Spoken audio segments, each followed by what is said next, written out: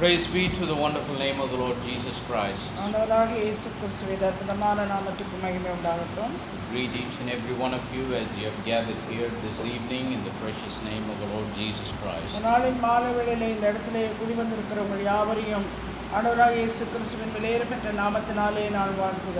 the abundant grace of God, we have come to the mid-week of yet another week that the Lord so graciously have added unto our lives.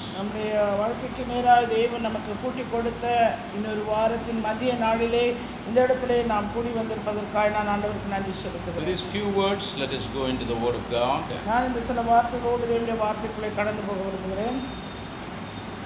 Let us all stand to honor the reading of God's Word if you are able.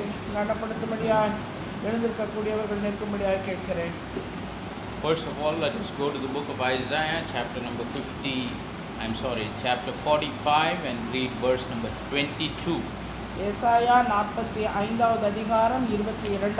Isaiah 45 verse 22. And then we'll read the Hebrews chapter number 12, verse number 2 and verse number 15. Isaiah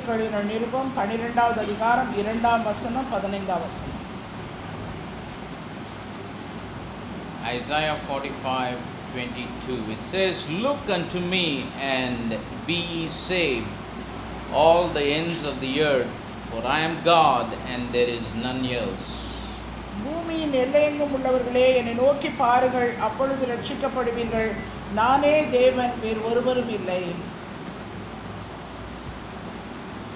Hebrews chapter number 12, verse number 2 and verse number 15. It says, "Looking unto Jesus, the author and finisher of our faith, who for the joy that was set before him endured the cross, despising the shame, and is set down at the right hand of the throne of God." Verse 15. "Looking diligently, lest any man fail of the grace of God, lest any root of bitterness springing up trouble you, and thereby many be defiled." எபிரேயர்களின் நிருபம் 12வது அதிகாரம் தமிழிலே 1ஆம் வசனம்.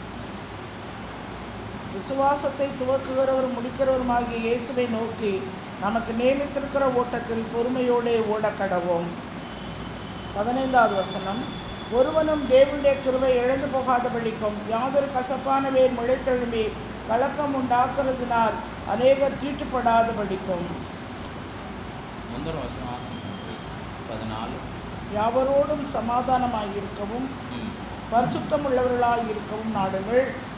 பரிசுத்தம் இல்லாமல் ஒருவனும் கர்த்தரை தரிசிப்பதில்லையே. 16. ஒருவனும் வேசிக்கள்ளனாகவும் ஒருவேளை போஜனத்துக்காக தன் தேசபுத்த பாகத்தை விட்டு போட்ட ஏசாவை போல சீர்கட்டவனாகவும் இராதபடிக்கு எச்சரிக்கையாயிருங்கள். என்ன வசனம் சார்? Let us pray. ஜெபிப்போம்.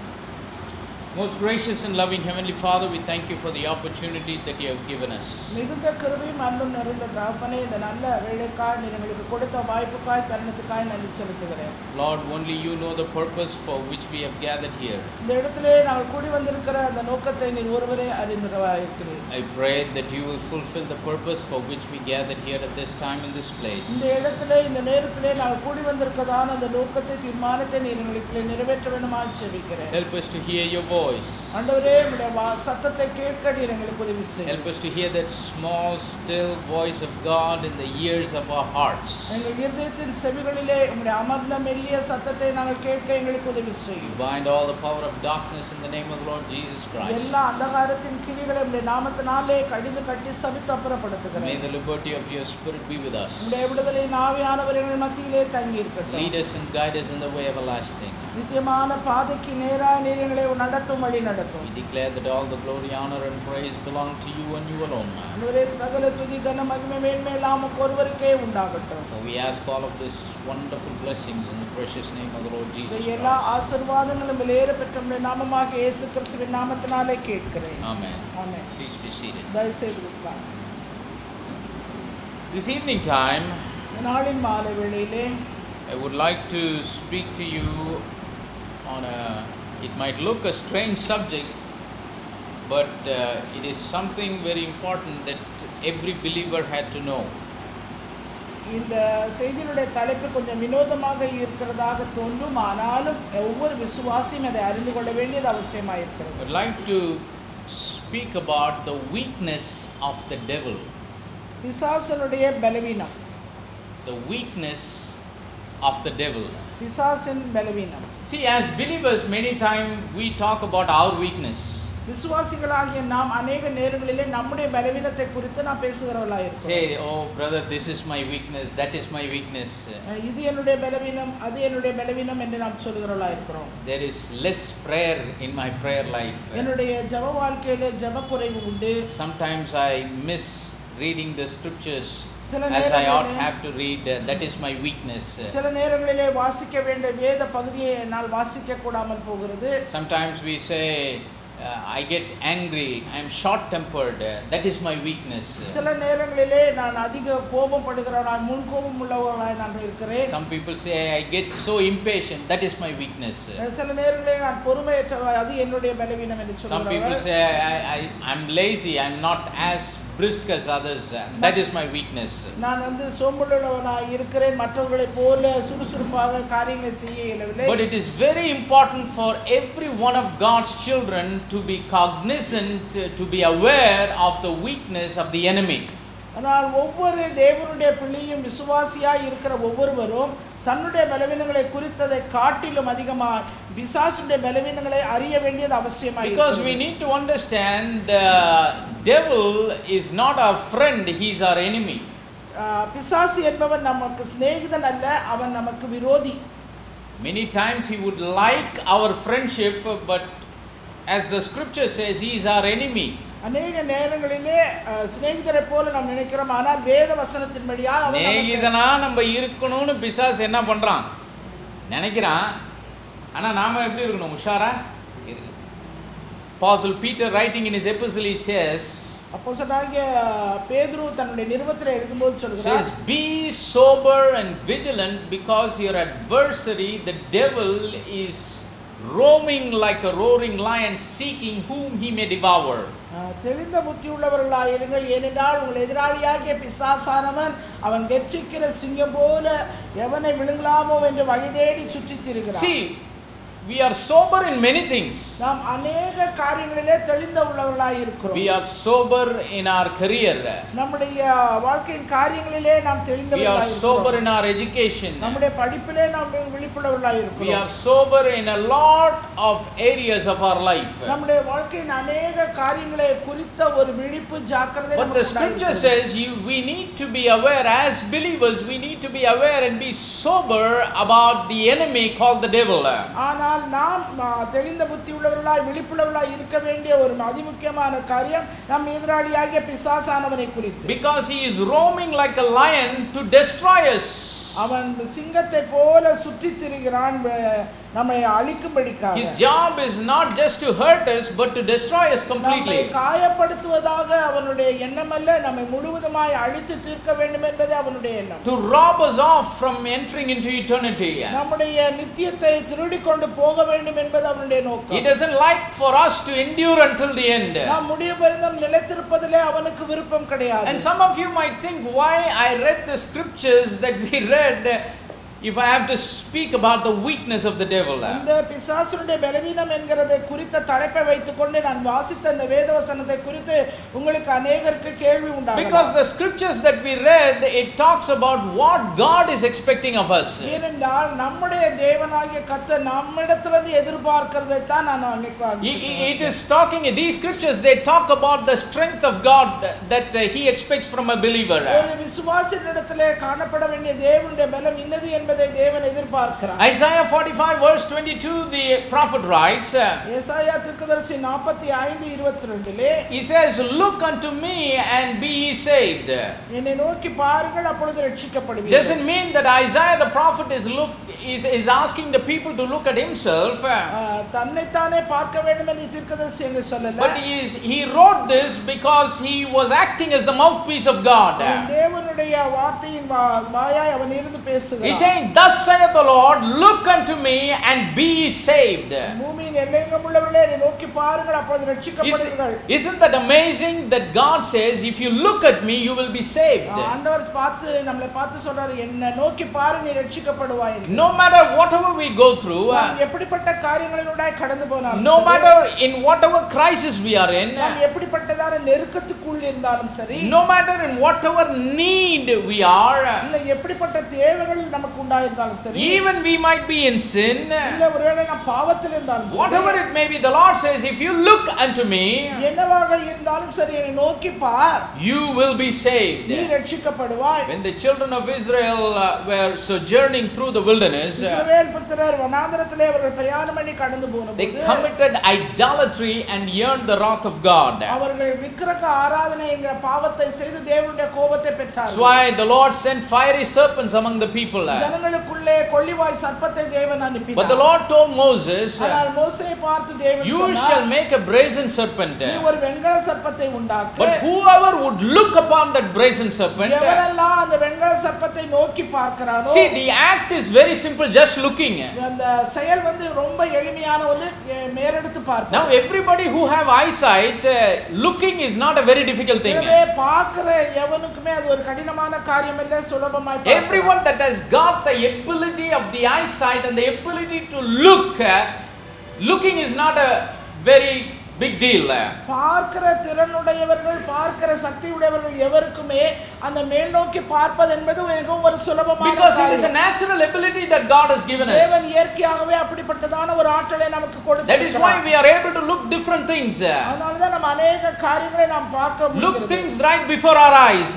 நம்முடைய கண்களுக்கு முன்பாய் வருகிற காரியங்களை நாம் நோக்கி பார்க்கிறோம். God Almighty tells his people, தேவன் தம்முடைய ஜனங்களை பார்த்து சொன்னது, no matter whatever you look, make sure you look at me. நீ என்னத்தை பார்க்கலையோ ஆனா என்னை நோக்கி பார் என்கிறார். That is the most important thing. அதுதான் மிகவும் முக்கியமான ஒரு காரியம். Because looking at me will save you, the Lord says. நீ என்னை நோக்கி பார்த்தா உனக்கு ரட்சிப்பு. Looking at me will heal you, the Lord says. என்னை நோக்கி பார்த்தா உனக்கு ஆரோக்கியம். He says, looking at me will deliver you, the Lord says. என்னை நோக்கி பார்த்தா உனக்கு விடுதலை. Praise the name of the living God. Looking at the Lord cannot be belittled. எனவே தேவனை நோக்கி பார்க்கிறது என்பது நாம் தவறி போக செய்ய It cannot be neglected. It is not an optional thing. It is the expectation of God from his people that we look at him. And even in New Testament, when the writer to the Hebrews wrote, we read in Hebrews chapter number 12 and verse number 2, in Tamil verse number 1, it says, looking unto Jesus, the author and finisher of our faith. விசுவாசத்தை துவக்குறவரும் முடிக்கிறவருமாக இயேசுவை நோக்கி நமக்கு நியமித்திருக்கிற ஓட்டத்தில் பொறுமையோடு ஓடக்கடவும். Praise the name of the living God. He says, look unto Jesus, the author and finisher of our faith. நம்முடைய விசுவாசத்தை துவக்குற முடிக்கிறவருமாக இயேசுவை நாம் நோக்க வேண்டும், பார்க்க வேண்டும். The same God Almighty that said, look unto me, in the book of prophet Isaiah. அதே சர்வவல்லமையுள்ள தேவன் தான் சொல்றார் ஏசாயா தீர்க்கதரிசனத்திலே என்னை நோக்கி பார் என்று. In the New Testament he manifested himself in flesh and blood. அவர் புதிய ஏற்பாட்டிலே மாம்சத்திலும் இரத்தத்திலும் தன்னை வெளிப்படுத்தினார். And he was called by a name, the name of Jesus Christ. அவர் இயேசு கிறிஸ்து என்கிற நாமத்தினாலே காணப்பட்டார். And that's why the scripture says, look unto Jesus, the same God who manifested in flesh, the author of our finisher, author and finisher of our faith.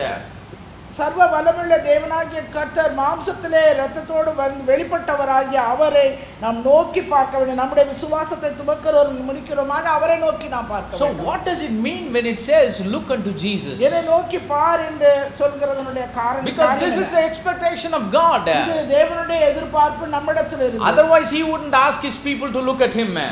அல்லாவிட்டால் அப்படி அவர் சொல்லி இருக்க மாட்டார் என்னை நோக்கி பார். So what did he really mean when he told his people to look at himself? உண்மையாகவே தன்னை நோக்கி பார் என்று தன்னுடைய ஜனத்தை பற்றி சொன்ன காரியம் என்ன? Is it that we all have to buy a painting or a picture of Christ Jesus and hang it in the walls of our house? ஏதாவது இயேசு கிறிஸ்துவை போன்ற படத்தினுடைய வண்ணம் தீட்டப்பட்ட படமோ போட்டோவோ ஏதோ ஒரு பேப்பர்ல வைத்துக்கொண்டு அதை நாம் பார்க்க வேண்டும் என்று hang it in each and every room in our house?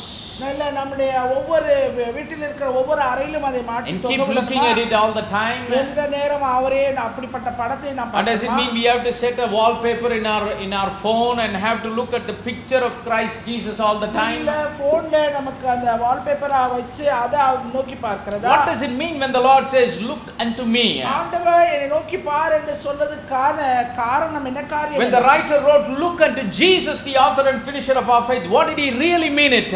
உண்மையாகவே ஆண்டவர் சொல்லுகிற காரணம் என்ன? இயேசுவை நோக்கி விசுவாசத்தை துவக்கிறவர் முடிக்கிறவருமாகிய இயேசுவை நோக்கி பார் என்று. We are living in a time வாழ்ந்து கொண்டிருக்கிற காலம் where Christ Jesus is not living on this earth in flesh and blood like he did 2000 years before. 2000 வருடங்களுக்கு முன்பாக மாம்சத்திலும் இரத்தத்திலும் இருந்த இயேசு கிறிஸ்துவை போல இந்த நாட்களிலே அவர் இல்ல. If he was living on this earth like he lived 2000 years before, 2000 வருடங்களுக்கு முன்பாக அவர் இருந்தது போல இந்த நாட்களிலும் அவர் பூமியிலே காணப்படுவாரானால் what can we do?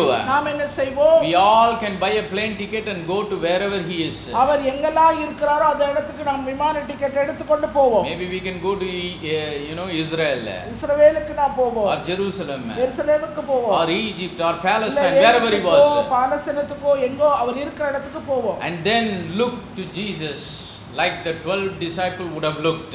எப்படி அந்த 12 சீஷர்கள் அவரை நோக்கி பார்த்தார்களோ அதுபோல நாமும் பார்ப்போம். Like John the apostle wrote, யோவான் அப்போஸ்தலன் எழுதினது போல our eyes have looked upon, என்னுடைய கண்களுமே நோக்கி இருக்கிறது, our hands have handled, என்னுடைய கைகள் தொட்டது. But how can we look at Christ Jesus living in this day and time? இந்த காலத்திலே நாம் வாழ்ந்து கொண்டிருக்கிற இந்த காலத்திலே இயேசுவை நாம் எப்படி நோக்கி பார்ப்போம்? What is the picture of Jesus that we have today? இந்த நாளிலே இயேசு கிறிஸ்துவினுடைய வரைபடம் நம்மிடத்திலே எப்படிப்பட்டதாய் இருக்கிறது? The real picture of Jesus Christ ஆண்டவராகிய இயேசு கிறிஸ்துவின் உண்மையான வரைபடம் is not something that can be behold with our natural eyes. நம்முடைய இயற்கை கண்களினால் காணக்கூடிய ஒரு வரைபடம் அல்ல. Oh yes, today we have lot of pictures that are being sold. அநேக விதமான இயேசு கிறிஸ்துவை பற்றிய படங்கள் விற்கப்படுகிறது. Lot of framed pictures that we can buy and hang it in the walls of our house. Frame செய்யப்பட்ட அநேக இயேசு கிறிஸ்துவினுடைய படங்கள் நம்முடைய அறைகளிலே செவர்களிலே நாம் தொங்க. But what the prophet Isaiah wrote,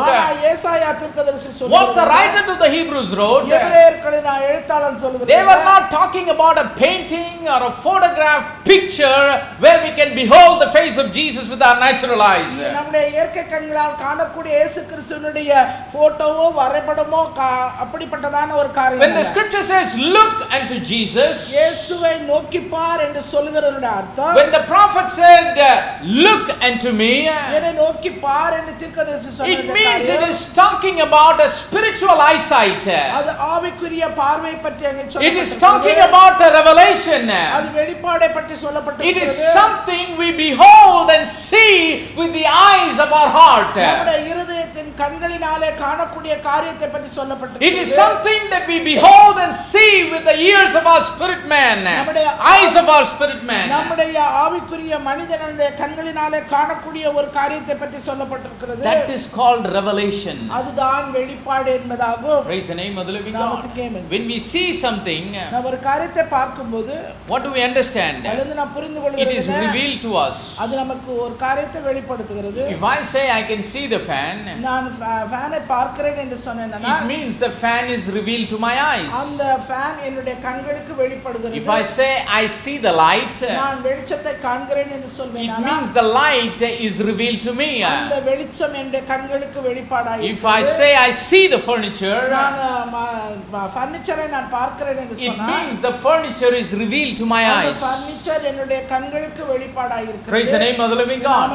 Same way, if we say I see Jesus, அதே போலவே நான் இயேசுவை காண்கிறேன் என்று சொல்வேன், it means Christ Jesus is revealed to your spiritual man. உங்களுடைய ஆவிக்குரிய மனிதனுக்கு இயேசு கிறிஸ்து வெளிப்படுகிறார் என்ற அர்த்தம். So with the spiritual eyes, ஆவிக்குரிய கண்களினால் we have to behold the spiritual picture ஆவிக்குரிய ஒரு வரைபடத்தை of the spirit God, அந்த ஆவிய தேவன், ஆவியான தேவன், who is Jesus Christ. இயேசு கிறிஸ்துவை, I say it again, மறுபடியும் சொல்லுகிறேன், with our spirit man, நம்முடைய ஆவிக்குரிய மனிதன், through the spirit eyes, நம்முடைய ஆவிக்குரிய கண்களின் we have to see the spirit picture ஆவிக்குரிய வரைபடத்தை of the Spirit God, ஆவிக்குரிய தேவனை whose name is Jesus Christ. ஆண்டவராகிய இயேசு கிறிஸ்துவை நாம் காண்கிறோம். How can we see it?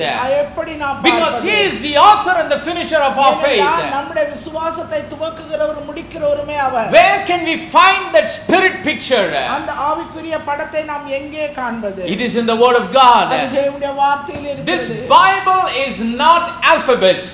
இந்த வேதத்துக்கு மொழி It's not alphabets.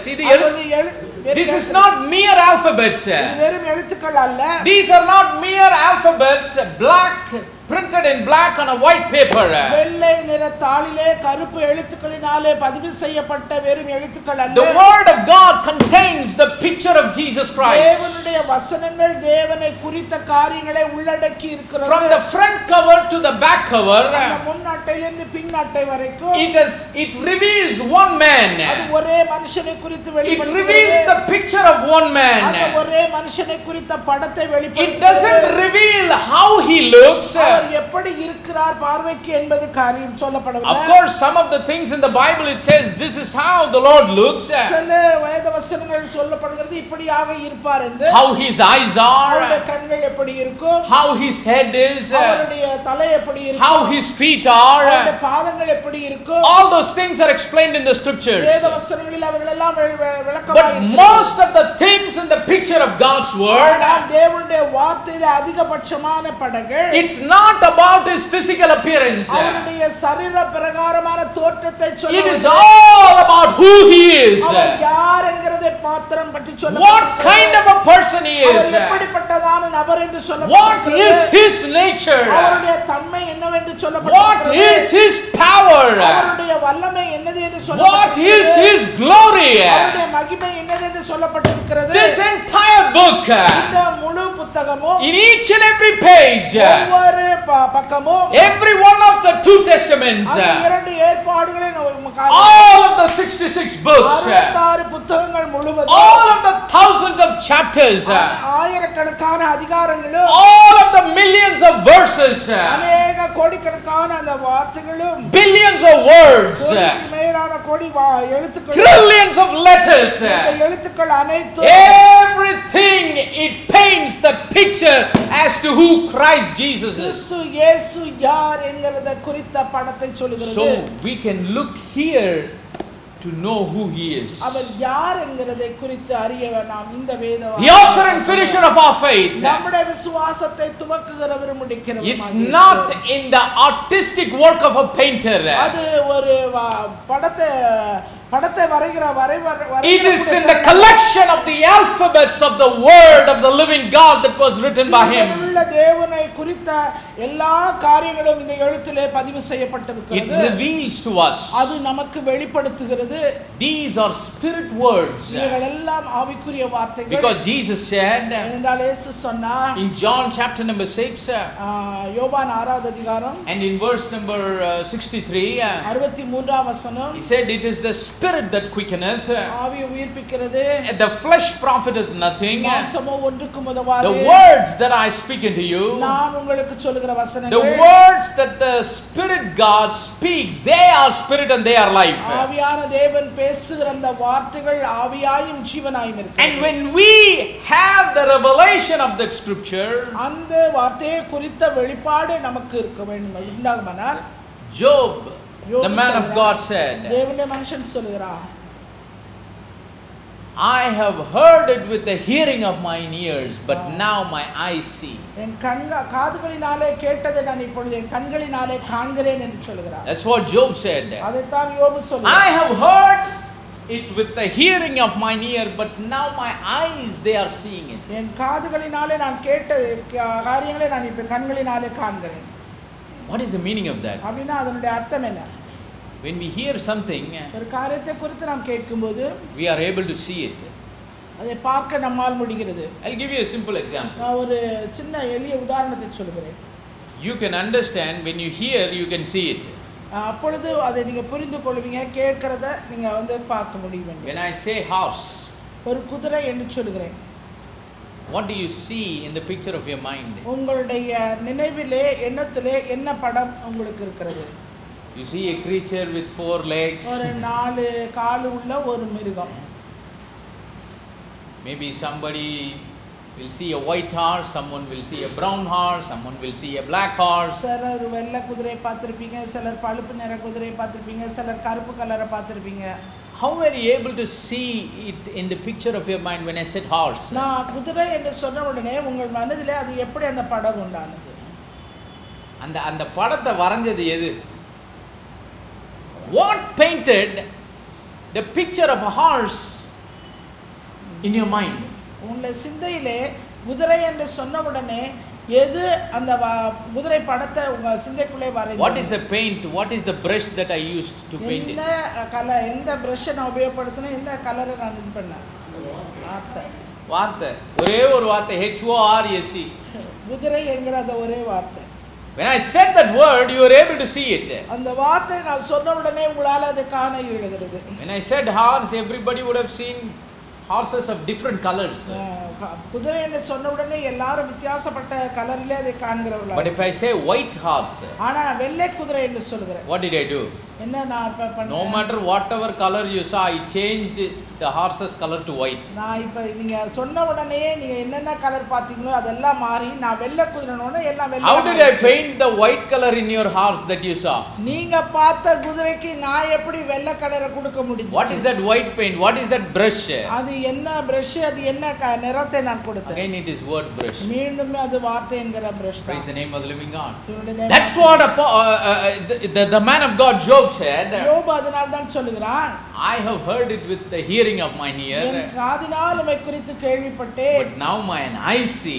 இப்பொழுதோ என் கண் உம்மை காண்கிறது. See, when God speaks to us, தேவன் நம்மோடு பேசும்போது, when the Spirit God speaks to our hearts, ஆவியான தேவன் நம்முடைய இதயத்துக்கு நேராக பேசும்போது, see, when we are believers in Christ, நாம் எல்லாரும் கிறிஸ்துவுக்குள்ளே விசுவாசிகள். we just don't hear the word of God with our natural ears. நம்முடைய இயற்கை காதுகளிலே மாத்திரம் இந்த வேத வசனங்களை நாம் கேட்கிறோம். But we can hear the voice of God in the ears of our heart. நம்முடைய இதயத்தின் செவிகளின் மூலமாய் அவர்களை நாம் We have the potential, we have the capacity to hear the voice of God in the ears of our heart. அந்த வார்த்தையின் சத்தத்தை நம்முடைய இதயத்தின் செவிகளின் மூலமாய் கேட்கக்கூடிய ஆற்றலின் திறனையும் நம்முடைய. That's why the Lord says, he that hath an ear, let him hear what the Spirit saith unto the churches. ஆவியானவர் சபைகளுக்கு சொல்கிறதை காதுள்ளவன் கேட்க கடவன் என்றார். When the Spirit of God speaks, ஆண்டவருடைய ஆவியானவர் பேசும்போது, we have the ability to hear the voice of the Spirit. அந்த ஆவியானவருடைய அந்த வார்த்தையின் சத்தத்தை நம்மால் கேட்க இயலும். And we hear it not just with our natural ears. நம்முடைய இயற்கை செவிகளினாலே மாத்திரமல்ல, we hear it in the ears of our heart. நம்முடைய இதயத்தின் செவிகளிலும் நாம், we hear it in the ears of our spirit man. நம்முடைய ஆவி மனிதனுடைய செவிகளின் மூலமாகவும் நாம் கேட்கிறோம். And once we hear it in the ears of our spirit man, நம்முடைய ஆவியின் மனிதனுடைய செவிகளின் மூலமாய் நாம் கேட்கிறோம். we are able to see it with the eyes of our spirit man. நம்முடைய ஆவி மனிதனுடைய கண்களினாலே அவைகளை காண முடிகிறது. That is called knowing. அப்படித்தான் நாம் அறிய முடிகிறது. The spirit seeing is called knowing. எனவே ஆவி பார்க்கிறது, the spirit seeing is called knowing. ஆவி பார்க்கிறது தான் நாம் அறிதல் என்று சொல்கிறோம். Praise the name of the living God. It's not an intellectual knowing. அது அறிவு திறனால் வந்த it is a revelatory knowledge. அது வெளிப்பாட்டின் அறிவாகும். it is a divine knowledge. அது தெய்வீக அறிவாகும். That's what the man of God Job meant when he said what he said. அங்கே யோபு தேவனுடைய மனுஷன் சொன்னான், என் காதினால் உம்மை குறித்து கேள்விப்பட்டேன். He said, I have heard it with the hearing of mine ear. என் காதினால் உம்மை குறித்து நான் கேள்விப்பட்டேன். Lord, but now mine eyes are seeing it. என் கண் உம்மை காண்கிறது. What did he hear with his eyes? அவருடைய காதினால, அவர் கண்களினால. We all know what Job went through in his life. யோபு தன்னுடைய வாழ்க்கையில கடந்து போனவைகள் என்னது? Perfect man, உத்தமமான மனுஷன், upright man, அவன் உத்தமன், a man who feared God and eschewed evil. தேவனுக்கு பயந்து பொல்லாப்புக்கு விலகுகிறவன். But what happened to him? ஆனால் அவனுக்கு நடந்தது என்ன? He lost everything in his life. அவனுடைய வாழ்க்கையில எல்லாவற்றையும் அவன் இழந்தான். If there was anyone who have lost every bit of what he had, it was Job.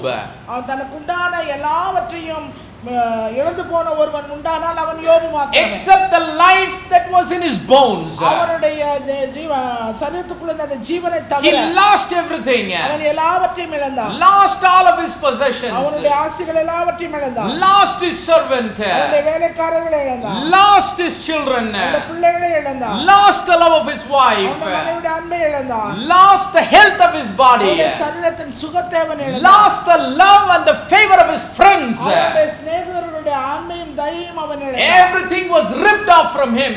அவனிடத்தில் சகலம் முறித்து But at போடப்பட்டது. that time, அந்த நேரத்திலே in the pinnacle of his crisis, அவனுடைய நெருக்கத்தின் உச்சகட்டத்தில் when his life was in the lowest of the low, அவனுடைய வாழ்க்கை தாழ்விலே அடி தாழ்வாக மிகவும் இருக்கும். அதாவது தாழ்வுனா அதுக்கு மேல தாழ்வு கிடையவே. He was in the lowest of the low. இருக்கிறதிலே மிகவும் தாழ்விலே காணப்பட்டான். Something he heard. அவன் ஒரு காரியத்தை குறித்து கேள்விப்பட்டான். What did he hear? அவன் கேட்டதில்லை. He has declared it. அதை அறிவித்தும் He இருக்கிறான். said, "My Redeemer liveth." என் மீட்பர் உயிரோடு இருக்கிறார். How could he say, "My Redeemer liveth"? எப்படி அவனால் அவ்விதமாய் சொல்ல It முடியும்? was because the Lord spoke to him. ஆண்டவர் அவனோடு பேசினது. There was a voice that he heard in his life. அவனுடைய வாழ்க்கையில அவனோட வார்த்தையின் சத்தத்தை கேட்டான். Because he heard your Redeemer liveth. அந்த என் மீட்பர் உயிரோடு இருக்கிறார் என்கிற அந்த வார்த்தையின் சத்தத்தை கேட்டான். Because he heard your Redeemer liveth. அந்த மீட்பர் உயிரோடு இருக்கிறார் என்கிற அந்த வார்த்தையின் சத்தத்தை அவன் கேட்டது. He was able to confess, "My Redeemer liveth." அவன் சொல்றான் என் மீட்பர் உயிரோடு இருக்கிறார் என்று அறிக்கை. But after the Lord did the work of redemption in his life, அவனுடைய வாழ்க்கையில ஆண்டவர் அந்த மீட்பின் காரியங்களை செய்த பின்பு after the Lord redeemed everything that he lost in his life, இழந்து போன எல்லாவற்றையும் தேவன் அவனுக்கு திரும்ப கொடுத்த பின்பு when Job prayed for his friends, அவனுடைய சிநேகிதருக்காக அவன் வேண்டுதல் the செய்தான். word of the Lord declares the Lord turned the captivity of Job. அந்த கர்த்தர் அவனுடைய சிறையிருப்பை மாற்றினார் என்று He சொல்லி redeemed everything that he lost. அவன் இழந்து போன எல்லாவற்றையும் மீண்டு பெற்றுக்கொண்டான். He didn't do it just for the name's sake, அவன் பேருக்காக அப்படி செய்யவில்லை. but he abundantly redeemed it. அவன் முழுவதுமாய் அதிகமாய் பெருகி He not only restored it, அவன் திரும்ப பெற்றுக்கொண்டது but மாத்திரமல்ல he made Job to redeem what he lost twice as much as he அவன் had. முன்னிலமே முதல் காட்டில இரட்டிப்பாய் மாறினது. All that he lost, it was restored back to him twice. அவன் இழந்து போன எல்லாவற்றையும் மீண்டுமாய் அவன் தன்னுடைய வாழ்க்கையிலே The health of his body was restored. அவனுடைய சரீரத்தின் ஆரோக்கியம் அவனுக்கு The திரும்ப love of his wife was restored. அவனுடைய மனைவியுடைய அன்பு அவனுக்கு திரும்ப கிடைத்தது. His friends were restored. அவனுடைய சிநேகிதர்கள் அவனுக்கு Everything was restored back to him. மீண்டும் அவன் இழந்து போன சகலமும் அவனுக்கு திரும்ப That day he heard through his ears, "My Redeemer liveth." அந்த நாளிலே உன் மீட்பர் உயிரோடு இருக்கிறார் என்று தன் செவிகளினாலே கேட்டான். He heard the voice of the Spirit. அந்த ஆவியினுடைய சத்தத்தை அவன் கேட்டான். But there came a time in his life, ஆனா அவனுடைய வாழ்க்கையில ஒரு நேரம் வந்தது. he actually saw the Lord redeemed everything that he had. உண்மையாகவே ஆண்டவர் அவனுக்கு உண்டான எல்லாவற்றையும் மீட்டெடுத்தார். Everything that he lost, twice the amount it was restored back to him. எல்லாவற்றையும் முன்னிலமே காட்டிலும் இரட்டத்தனையாய் அவன் Everything was 200%. எல்லாமே 200% All that he lost, அவன் இழந்து போன the சகலவற்றையும் cattle were restored 200%. ஜீவன்கள் எல்லாம் இரட்டிப்பாய் மாறினது. The love of his wife was restored 200%. அவனுடைய அன்பு இரட்டிப்பாய் மாறினது. The servants were restored 200%. வேலைக்காரர்கள் இரண்டு இரத்தத்திலே The favor from his friends, it was restored 200%. இடத்துல இழந்து போன அந்த தயை அந்த ஆன்மா மீண்டும் The health of his body was restored 200%. சரீரத்தின் ஆரோக்கியம் அவனுக்கு திரும்ப That's why he said, அதனால தான் சொல்கிறார், I have heard the voice of the Spirit with the hearing of mine ear. என்னுடைய காதினாலே அந்த ஆவிக்குரிய சத்தத்தை நான் கேட்டேன். But now my eyes are seeing. இப்பொழுதோ என் கண் காண்கிறது என்றார். Praise the name of the living God. It's through the word we see who Christ Jesus எனவே is. வார்த்தையின் மூலமா இயேசு யார் என்று நாம் அறிய முடியும். That's what the apostle meant when he wrote what he wrote, saying, looking unto Jesus, the author and finisher of our faith. அப்போஸ்தலனாகிய எபிரேயர்களின் நிருபம் அந்த எழுத்தாளர் எழுதுகிறார், விசுவாசத்தை துவக்கிறவரும் முடிக்கிறவருமாகிய அவரை நோக்கி நாம் ஓடுவோம். Why did he say author and finisher? ஏன் அவர் துவக்கிறவரும் முடிக்கிறவர்? Author and finisher of our faith. நம்முடைய விசுவாசத்தை துவக்குகிறவரும் முடிக்கிறவர். See, the life that we are living is a faith life. நாம் வாழ்கிற இந்த வாழ்க்கை ஒரு விசுவாச வாழ்க்கை. If we live faith, there is no life at all in Christ. நாம் If we leave faith, there is no life at all in Christ. நாம் கிறிஸ்துவே நம்முடைய வாழ்க்கையில் இல்லை என்று If we say we are in Christ, கிறிஸ்துவுக்குள் இருக்கிறோம் என்று the சொல்லுவோம். only way we can live is through faith. விசுவாசத்தின் மூலமாய் மாத்திரமே நாம் வாழ முடியும். That's why the apostle writes, we walk by faith and not by sight. அதனால தான் அப்போஸ்தலன் எழுதுகிறார், நாம் தரிசித்து நடவாமல் விசுவாசத்தில் Outside of Christ, there is no life at all. கிறிஸ்துவுக்கு வெளியே நமக்கு வாழ்க்கை என்பதே கிடையாது. That is a life that will perish. அது அப்படிப்பட்ட ஒரு வாழ்க்கை அழிந்து போகிற But ஒரு the life in Christ, ஆனால் கிறிஸ்துவுக்குள் வாழ்கிற வாழ்க்கை in the new and the living way, அது புதிதும் ஜீவனுமான it வாழ்க்கை. is the path of life. அது ஜீவ பாதையில நடக்கிற ஒரு Outside of Christ, it's the path of death. கிறிஸ்துவுக்கு வெளியே அந்த பாதை மரணத்தின் பாதை. In Christ, it is path of life. கிறிஸ்துவுக்குள்ளே அது ஜீவ பாதை. That is why he says, Jesus is the author and finisher of our faith. அதனாலதான் அவர் சொல்றார், இயேசுவே விசுவாசத்தை துவக்குகிறவர் முடிக்கிறவர். That is why you look unto him. எனவே நீங்கள் அவரை நோக்கி பாருங்க. How to look at him? எப்படி நோக்கி பார்ப்பது? See, like I always say, நான் எப்பவுமே சொல்வேன், this Bible, it doesn't tell us what to do. இந்த வேதம் நம்ம எப்படி செய்யணும், என்ன செய்யணும்னு சொல்றது இல்ல, என்ன செய்ய வேண்டும் என்கிறதை மாத்திரம் சொல்வதில்லை. It just doesn't tell us what to do. நாம வந்து என்ன செய்ய வேண்டும் என்பதை மாத்திரம் அது சொல்லல. But it admonishes us how to do. நமக்கு ஒரு எச்சரிப்பா சொல்றது எப்படி செய்ய வேண்டும் என்று எச்சரித்து சொல்லுது. Verse number 2 says, looking unto Jesus, the author and finisher of our faith. விசுவாசத்தை துவக்கிறவர் முடிக்கிறவருமாகிய இயேசுவை நோக்கி நாம் நியமித்திருக்கிற ஓட்டத்திலே பொறுமையோடு. But in verse number 15, ஆனா 15வது வசனத்திலே, I don't know where that word is in Tamil Bible, but in English Bible it says looking diligently. ஜாக்கிரதையாய் அவரை நோக்கி பாருங்கள். எங்க இருக்கு? எத்தனாவது வசனம்? நான் தமிழ்ல சொல்றேன். Looking diligently. Looking diligently. ஜாக்கிரதையாய் நோக்கி பாருங்கள். In verse number 2, the apostle wrote what to do. Look unto Jesus. 12:1 வசனத்துல இயேசுவை நோக்கி பாருங்கள் என்று சொல்லப்பட்டது. But here in my Bible in verse number 15, he is talking about how to look. ஆங்கில வேதாகமத்துல 15வது வசனத்துல சொல்கிறது எப்படி நாம் பார்க்க வேண்டும். He says look diligently. ஜாக்கிரதையாய் அவரை நாம் நோக்கி பார்க்க வேண்டும். Praise the name of the living God. அவருடைய நாமத்துக்கு மகிமை. When we see Christ Jesus, கிறிஸ்து இயேசுவை நாம் பார்க்கும்போது, through the revelation of his word, அவருடைய வார்த்தையின் வெளிப்பாட்டின் மூலமாக, he says we must behold with diligence. நாம் ஒரு ஜாக்கிரதையோடு எச்சரிக்கையோடு நோக்கி பார்க்க வேண்டும். Looking diligently means, what does it mean? அப்படினா என்ன அர்த்தம்? ஜாக்கிரதையா நோக்கி பார்க்கணும்னு. Look steadily. நிலைத்து நிதானமா பார்க்கிறது. நிதானமா என்ன பண்றது? பார்க்கிறது. Look in detail. விளக்கமாய் பார்ப்பது. இது எல்லாமே அதுல அடங்கி இருக்கு அந்த வார்த்தையில, diligence-ன்ற வார்த்தையில. Look as it is exactly. அது மாத்திரம் இல்ல, இருக்கிறவனா அப்படியே பார்க்கிறது. Looking diligently means look steadily, look in detail, look exactly as it is. எச்சரிக்கையா அவரை நோக்கி பாருங்கள் என்கிற சொல்கிற அந்த வார்த்தைக்கு கீழே இந்த 3 அம்சங்கள் அடங்கி இருக்கு. அவரை நிதானமா பார்க்கணும், அவர் இருக்கிறபடியே அப்படியே பார்க்கணும். So looking at Jesus means it is very focused. எனவே இயேசுவை நோக்கி பார்ப்பது என்பது ஒரு கவனமுள்ள ஒரு பார்வை, கவனமான பார்வை. Sometimes when people drive, சில சமயங்களிலே ஜனங்கள் வண்டி ஓட்டி செல்லும்போது, when they drive an automobile, அவர்கள் காரோ ஏதோ ஆட்டோமொபைல் ஓட்டி கொண்டு போகும், what do we say? என்ன சொல்லுவோம்? Focus. கவனமா Focus on your driving. உன்னுடைய ஓட்டுதலிலே கவனம் Let your eyes be on the road. உன்னுடைய கண்கள் ரோடை பார்க்கட்டும். Let your hands be on the wheel but eyes on the road. உன்னுடைய கண்கள், உன்னுடைய கைகள் ஸ்டீரிங்ல இருந்தா உன்னுடைய கண்கள் வந்து ரோட்டை பார்க்கட்டும். There are some video coach buses these days. இந்த நாட்களிலே வீடியோ கோச் உள்ள பஸ்கள் உண்டு. The only poor fellow that doesn't get to see anything is the driver. அந்த ரொம்ப மோசமான நிலைமையில அந்த வண்டி ஓட்டுறது, மோசமான நிலைமையில ஒரு அந்த வீடியோ எதையுமே பார்க்காம இருக்கிற பரிதாபமான ஒரு ஆள் யார் தான்? டிரைவர் மாத்திரம். கிளீனர் கூட என்ன பண்ணிடுவாரு? லைட்டா போய் பார்த்துட்டு வந்துடுவாரு. Because it's behind him. ஏனென்றா அவருக்கு பின்னாடி இருக்குது. Video coach buses, the video screen will be behind the driver. அந்த வீடியோ கோச் பஸ்ல டிரைவர் முன்னாடி இருப்பாரு, பின்னாடி. What will happen if they fix the television so that the driver also can see it? அந்த டெலிவிஷனை வந்து படம் பார்க்கட்டும், டிரைவர் பார்க்கட்டும், டிரைவருக்கு முன்னாடி வச்சா what will happen? என்ன நடக்கும்? The bus will not reach the destination. Bus வந்து லெக் போய் சேராது. The bus will not be driven on the highway. அது வந்து ஹைவேல போகாது. It will be parked very intimately behind a tree. அது ஒரு மரத்துக்கு பின்னாடி போய் நிறுத்தப்படும். ரொம்ப அன்பா மரத்தோட நெருங்கிரும். எது? பஸ்.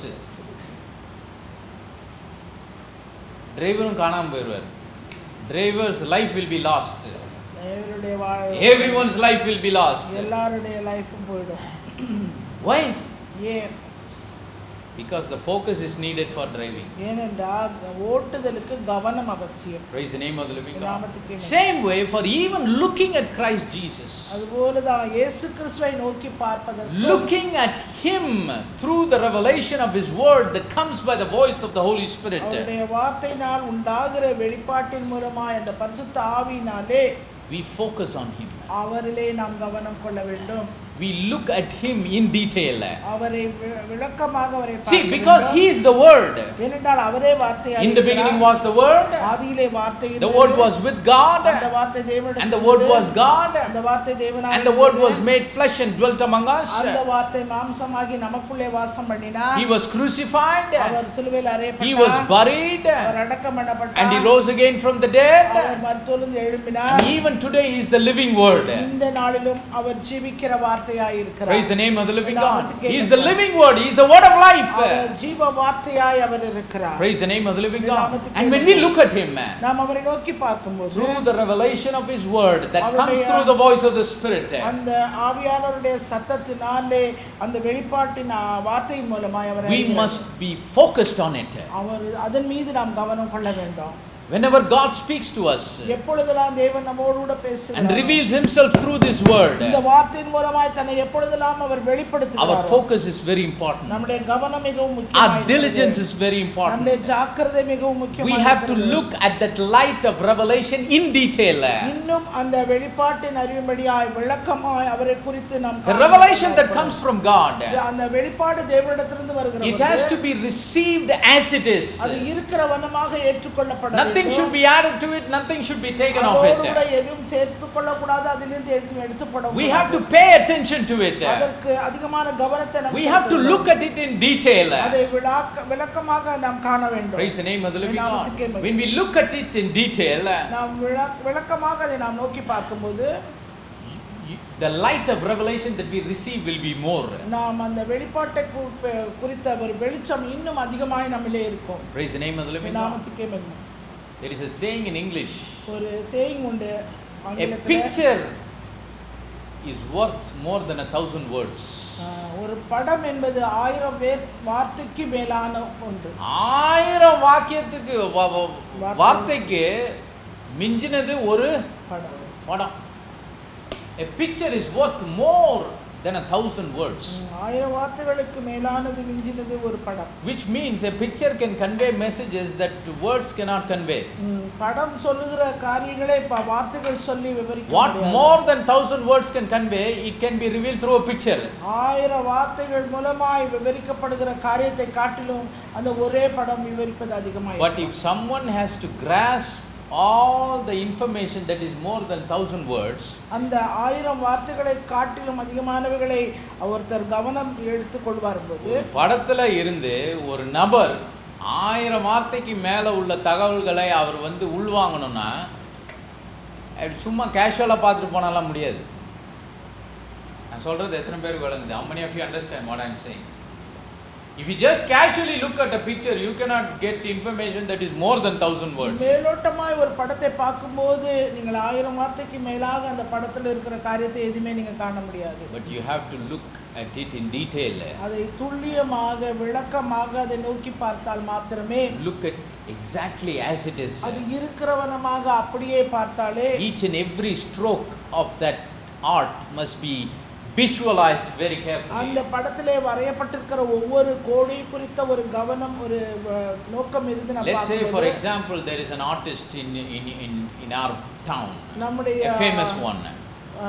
பிரபலமாக இருக்கிற ஒரு ஆர்டிஸ்ட் நம்ம நகரத்தில் இருக்கிறார். So he has spent a lot of time, weeks and months to paint a beautiful art. ஒரு அழகான ஒரு வரைபடத்தை அவர் வரைவதற்கு अनेक மாதங்கள் காலங்கள் எடுத்துக்கொண்டார். And he is inviting all the people in the town to come and see it. அந்த நகரத்தில் இருக்கிற எல்லாரையும் வரும்படி அழைத்து இந்த படத்தை காண அவர். So everybody is queuing up to see the art.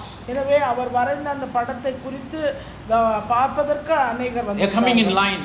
அவர்கள் எல்லாரும் ஒவ்வொருவராக வந்தார்கள். But the way that each and every individual look at the paint would differ.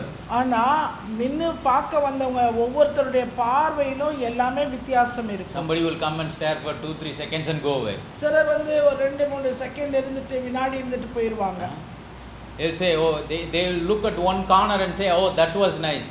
அவங்க ஒரே ஒரு மூலையை மாத்திரம் பார்க்கிறது, ஓ இது ரொம்ப நல்லா. Another can come and say, maybe see it for 5 to 7 seconds. இன்னொரு வரங்க அவங்க 5 ல இருந்து 7 வினாடி அது வரைக்கும் பார்ப்பாங்க. But there are some people that will take their own time to see each and every detail in that part. ஆனா ஒரு சிலர் இருக்காங்க இப்படி படத்தை பார்க்கும்போது எல்லா விளக்கத்தையும் அவர்கள் நுணுக்கமாக நோக்கி பார்ப்பாங்க. Only those kind of people who take their own time to see and evaluate each and every detail in that art.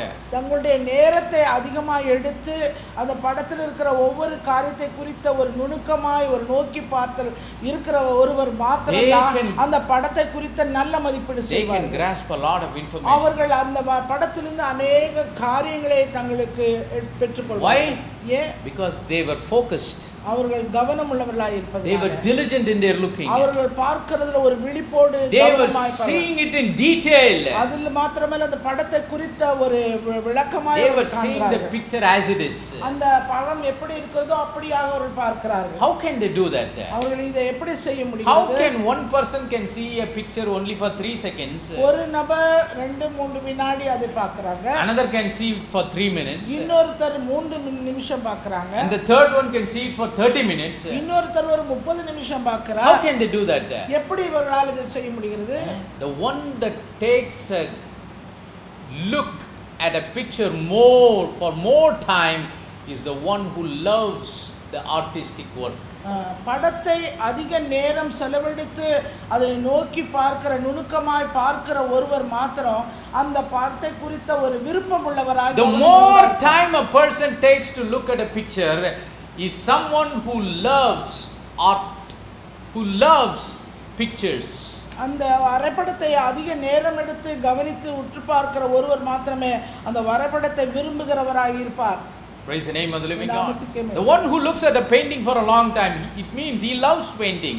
அந்த பெயிண்ட் பண்ண அந்த படத்தை பொறுத்தவரை ரொம்ப நேரம் பார்க்கறாங்க, அந்த பெயிண்டிங் அவருக்கு பிடிச்சிருக்கு. If someone looks at an art for a long time, it means he loves really artistic work. ஒரு ஆர்ட் படத்தை வரைந்த படத்தை ஒருத்தர் பார்க்கறாருன்னா அது மீது அவருக்கு அதிக விருப்பம். So it is the love and the passion they have for the artistic work that is compelling them to look at the picture for a long time. அவங்களுக்கு இருக்கிற அந்த படத்தின் மீது இருக்கிற அந்த ஆர்வம், அந்த வாஞ்சை, அந்த உத்வேகம் எல்லாமே அதில் இருக்கிற அந்த ஆசையினால அது அவர்கள் அதிகமாய் பார்க்க. So here the scripture says, look unto Jesus, the author and finisher of our faith. வேதவசனம் சொல்கிறது நம்முடைய விசுவாசத்தை துவக்குகிறவரும் முடிக்கிறவருமாகிய இயேசுவை நோக்கி நாம் ஓட வேண்டும். And also the scripture says when you look, you have to look at him diligently. அடுத்து என்ன சொல்றது? நீ பார்க்கும்போது நீ ஜாக்கிரதையா அதை நோக்கி பாரு. By hearing the voice of the Spirit, அந்த ஆவியுடைய சத்தத்தை நீங்க கேட்டு, seeing him with the ears of our heart through the revelation of his word. அவருடைய வார்த்தையை குறித்த வெளிப்பாடை இருதயத்தின் செவிகளின் மூலமாக கேளு. But if you love him, ஆனா உண்மையாகவே நீங்கள் அவரை when we love God with all of our heart, முழு இருதயத்தோடு நாம் அவரை when we love God with all of our soul, நம்முடைய முழு ஆத்துமாவோடு அவரை when we love God with all of our mind, நம்முடைய முழு சிந்தையோடு நாம் அவரை அன்பு கூர்ந்தால், when we don't leave that first love but love him first and seek him first and keep him first in our life, அவரிடத்திலே கொண்டிருந்த அந்த முதல் அன்பை நாம் இழந்து விடாமல் முதல் அன்பிலே நிலைத்திருந்து நாமும் அவரில் அன்பு கூர்ந்தால், then only we will be able to see him diligently. அப்பொழுது மாத்திரம்தான் நாம் அவரை கவனமாய் பார்க்க We will be able to see him with our full focus. நம்முடைய முழு கவனத்தையும் அவர் மீது கொண்டு நாம் அவரை நோக்க முடியும். We will be looking at him steadily through the picture of God's word. அந்த தேவனுடைய வார்த்தையாகிய அந்த வரைபடத்தை அவரை குறித்த அந்த காரியத்தை நிதானமாய் நாம் We will be looking at him in detail. அது மாத்திரமல்ல விளக்கமாய் நாம் அதை காண முடியும். We will be looking at him as he is. அவர் இருக்கிற வனமாக அப்படியே நாம் காண வேண்டும். Nothing more and nothing less. அதிகமாகவும் அல்ல குறைவாகவும் அல்ல. Yes, when he speaks we will hear it with the hearing of our ears. பேசினார் என்றால் நாம் நம்முடைய இதயத்தின் செவிகளினால் அதை நாம் கேட்க முடியும். But immediately we will be able to see him with the ears of our eyes of our heart. அது மாத்திரமல்ல உடனடியாக நம்முடைய இதயத்தின் கண்களினாலே அவரை குறித்து நாம் காண முடியும். Only at that point in time அந்த நேரம் வரைக்கும் we will know who he is. அவர் யார் என்பதை மாத்திரம் நாம் And also we will know who we are in him. அவருக்குள்ளே நாம் யார் என்பதை நாம் And also we will be confident that he is with us all the time. அது மாத்திரமல்ல அவர் எப்போதும் நம்மோடு கூட இருக்கிறார் என்கிற அந்த கவனம் அந்த Because he is revealed to us, we are seeing him. அவர் நமக்கு அவர் தம்மை நமக்கு வெளிப்படுத்தி இருக்கிறார். But the devil, ஆனால் பிசாசு, now only we are coming to the actual subject. இப்பதான் நம்ம உண்மையான அந்த பாடத்துக்கு வந்திருக்கோம். What God wants is that we look at Him. தேவன் எப்படி நம்மை விரும்புகிறாரோ அதை நாம் பார்க்கிறோம். Look at Him with our spirit eyes. நம்முடைய ஆவிக்குரிய கண்களினாலே பார்க்கிறோம். By hearing His voice in our spirit ears. அவருடைய சத்தத்தை நாம் கேட்டு ஆவின் சத்தத்தை கேட்டு Aavin செவிகளினாலே through the revelation of His word. அவருடைய வார்த்தையின் வெளிப்பாட்டின் மூலமாக. God says we need to look at Him steadily, diligently, focused manner. கவனமுள்ள பார்வையாக, in detail, விளக்கமாக, exactness. இருக்கிறவனமாக. But the devil, he doesn't like it. பிசாசுக்கு அது விருப்பமல்ல. The devil would never want his people to focus on Christ Jesus. இயேசு கிறிஸ்து மீது கவனம் கொள்வதை பிசாசு ஒரு காலம் அவன் விரும்புகிறவன். Focus on Christ Jesus means focus on His word. இயேசு கிறிஸ்துவை கவனம்னா அவருடைய வார்த்தையில. Because Christ is the living word. ஏனென்றால் கிறிஸ்துவே ஜீவ வார்த்தையாய் இருக்கிறார். That is why people have a callous approach when it comes to the word of God. தேவனுடைய வார்த்தையை கேட்கிறதையோ வரும்போது கவனம் கொடுக்கிறது வரும்போது அவர் ரொம்ப Because the devil never allows God's people to see the picture of Christ as it is painted in the scriptures. தேவனுடைய ஜனங்கள் தேவனை குறித்து இந்த வேத எழுத்துக்களில் எப்படி வரையப்பட்டிருக்கிறதோ அதை அப்படியே அவர்கள் அறியும்படிக்கு பிசாசானவன் ஒரு காலம் அனுமதிக்கவில்லை. Oh, they just look here a little, there a little. அப்படியே இவர்களும் இங்கே கொஞ்சம் அங்கே கொஞ்சம் பார்ப்பது. But never he would allow them to look at it in detail. ஒரு காலம் அவங்களை விளக்கமா அவரை குறித்து அறியவோ பார்க்கவோ அவன் அனுமதிக்கவில்லை. Never the enemy allows the people of God to look at them with exactness. அந்த இருக்கிறவனமாக அப்படியாக அதை நிதானமாக அவரை குறித்து அறிய ஒரு காலம் பிசாசானவன் அனுமதிக்கிறதில்லை. Diligent focus means, இந்த ஜாக்கிரதையான கவனம் என்பது, another word for that is undistracted focus. கவனச்சிதறல் இல்லாத ஒரு கவனம். கவனமா பார்க்கிறதுனா என்ன அர்த்தம்? கவனமே என்ன ஆக கூடாது. There should not be any diversion. எந்த ஒரு திருப்பமும் இருக்க கூடாது. Nothing should go out of focus. கவனத்திலிருந்து எதுவும் வெளியே போட கூடாது. Praise the name of the living God. நாமத்துக்கே We need to understand we are living in a world that distracts us. நாம் வாழ்ந்து கொண்டிருக்கிற இந்த உலகம் கவனச்சிதறலை நமக்குள்ளே கொண்டு வருகிறது. There are many things that can distract us in this world. இந்த உலகத்திலே अनेक காரியங்கள் நம்மை. God wants focus. தேவனோ கவனமுள்ளவராய் இருக்க விரும்புகிறார். But the world wants distraction. ஆனால் உலகமோ கவனச்சிதறலை விரும்புகிறது. God says look unto me. ஆண்டவர் சொல்றாரு என்னை நோக்கி பாருன்னு. But the devil says you have to be distracted. ஆனா பிசாசு என்ன சொல்றது? உனக்கு கவனச்சிதறல் வேணும். God's theory is focus on me. தேவனுடைய தியரி என்றால் அவரிலே நாம் கவனம் கொள்ள வேண்டும். But devil's theory is be distracted from your focus. ஆனால் பிசாசுடைய தியரி என்னவென்றால் அவரிலே இருக்கிற கவனத்திலே நீ கவனச்சிதறல். His world is fully filled with distractions. அவருடைய உலகம் முழுவதுமே கவனச்சிதறலினாலே. No matter who we are or what we are. நாம் யார் எப்படிப்பட்டவர்கள் என்பது காரியமல்ல. No matter what age group we belong to. எவ்விதமான வயது குரூப்பை சேர்ந்தவர்கள். Whether we are young or whether we are old. நம்ம இளம் வயதுள்ளவர்களோ இல்ல அதிக வயதானவர்களோ. Whether we are middle aged. இல்ல நடுத்தர வயதுள்ளவர்களோ. Everyone have distractions in this world. இந்த உலகத்திலே ஒவ்வொருவருக்கும் கவனச்சிதறல். And the devil uses this distraction பிசாசானவன் இந்த கவனச்சிதறலை உபயோகப்படுத்தி to deviate the focus of God's people from which they have to focus on. எதில அவர்கள் கவனம் வைக்க வேண்டுமோ அதிலே கவனம் வைக்காதபடி அவர்களை திசை திருப்புகிறான் பிசாசானவன். God expects his people to look at him diligently. தேவனோ தம்முடைய ஜனங்கள் அவர்கள் கவனத்தோடு நோக்கி பார்க்க வேண்டும் என்று விரும்புகிறார். But the god of this world, இந்த உலகத்தின் தேவனானவர், who is the devil, பிசாசு, he sees to that we are distracted from that focus. அந்த கவனத்திலிருந்து கவனச்சிதறல் அடைய விரும்புகிறார். We are not of this world, that's why the Bible says. வேதம் சொல்லுகிறது நாம் உலகத்தார் அல்ல. Though we are in the world, உலகத்திலே இருந்தாலும் we are not of the world. நாம் இந்த உலகத்துக்குரியவர்கள் அல்ல. In John 15 and 19 Jesus said, யோவான் 15:19 விதமாய் சொல்கிறது, if he were of the world would love his own. நீங்கள் உலகத்தாராய் இருந்தால் உலகம் தன்னுடையதை சிநேகிக்கும். But because ye are not of the world, but I have chosen you out of the world, therefore the world hateth you. நீங்கள் உலகத்தாராய் இராதபடியினாலும் நான் உங்களை உலகத்திலிருந்து தெரிந்து கொண்டபடியினாலும் உலகம் உங்களை பகைக்கிறது. So Jesus said you are not of the world. ஆண்டவர் சொல்றார் நீங்கள் உலகத்துக்குரியவர்கள் அல்ல. Which means அப்படினா if we are not of the world, நம்ம உலகத்துக்குரியவர்கள் அல்ல. we are not subjected to the distractions of this world. இந்த உலகத்தில் இருக்கிற கவன சிதறலுக்கு நாம் அடிமைப்பட்டவர்கள் We are not subject to the distractions of the God of this world. இந்த உலகத்தின் தேவனானவன் கொண்டு வருகிற கவன சிதறலுக்கு உட்பட்டவர்களும் அல்ல. Because God Almighty says, ஏனென்றால் சர்வ வல்லமையுள்ள தேவன் சொல்கிறார், I have chosen you out of the world. நான் உலகத்திலிருந்து நான் உங்களை வேறு பிரித்தேன். How did he choose us? எப்படி தெரிந்தெடுத்தார்? What made us to be chosen? எது நம்மை தெரிந்தெடுக்கும்படியாய் செய்தது? What put a difference in our life? நம்முடைய வாழ்க்கையில எது வித்தியாசத்தை கொண்டு That வந்தது? we don't belong to the world but we are chosen. நாம் இந்த உலகத்துக்குரியவர்கள் அல்ல, நாம் In பிரித்தெடுக்கப்பட்டவர்கள். John 17 and 14 Jesus says, யோவான் 17:14 விதமாய் he சொல்கிறார், says, I have given them thy word, உம்முடைய வார்த்தை அவர்களுக்கு கொடுத்தேன். and the world hath hated them, உலகம் அவர்களை பகைத்தது. because they are not of the world, நான் உலகத்தான் அல்லாதது போல அவர்களும் even as I am உலகத்தான் not of the world. நான் உலகத்தான் அல்லாதது போல அவர்களும் உலகத்தான். Praise the name of the living God. நாமத்துக்கே How did God choose us? எப்படி தேவன் நம்மை தெரிந்தெடுத்தார்? He didn't play the hinky pinky ponky.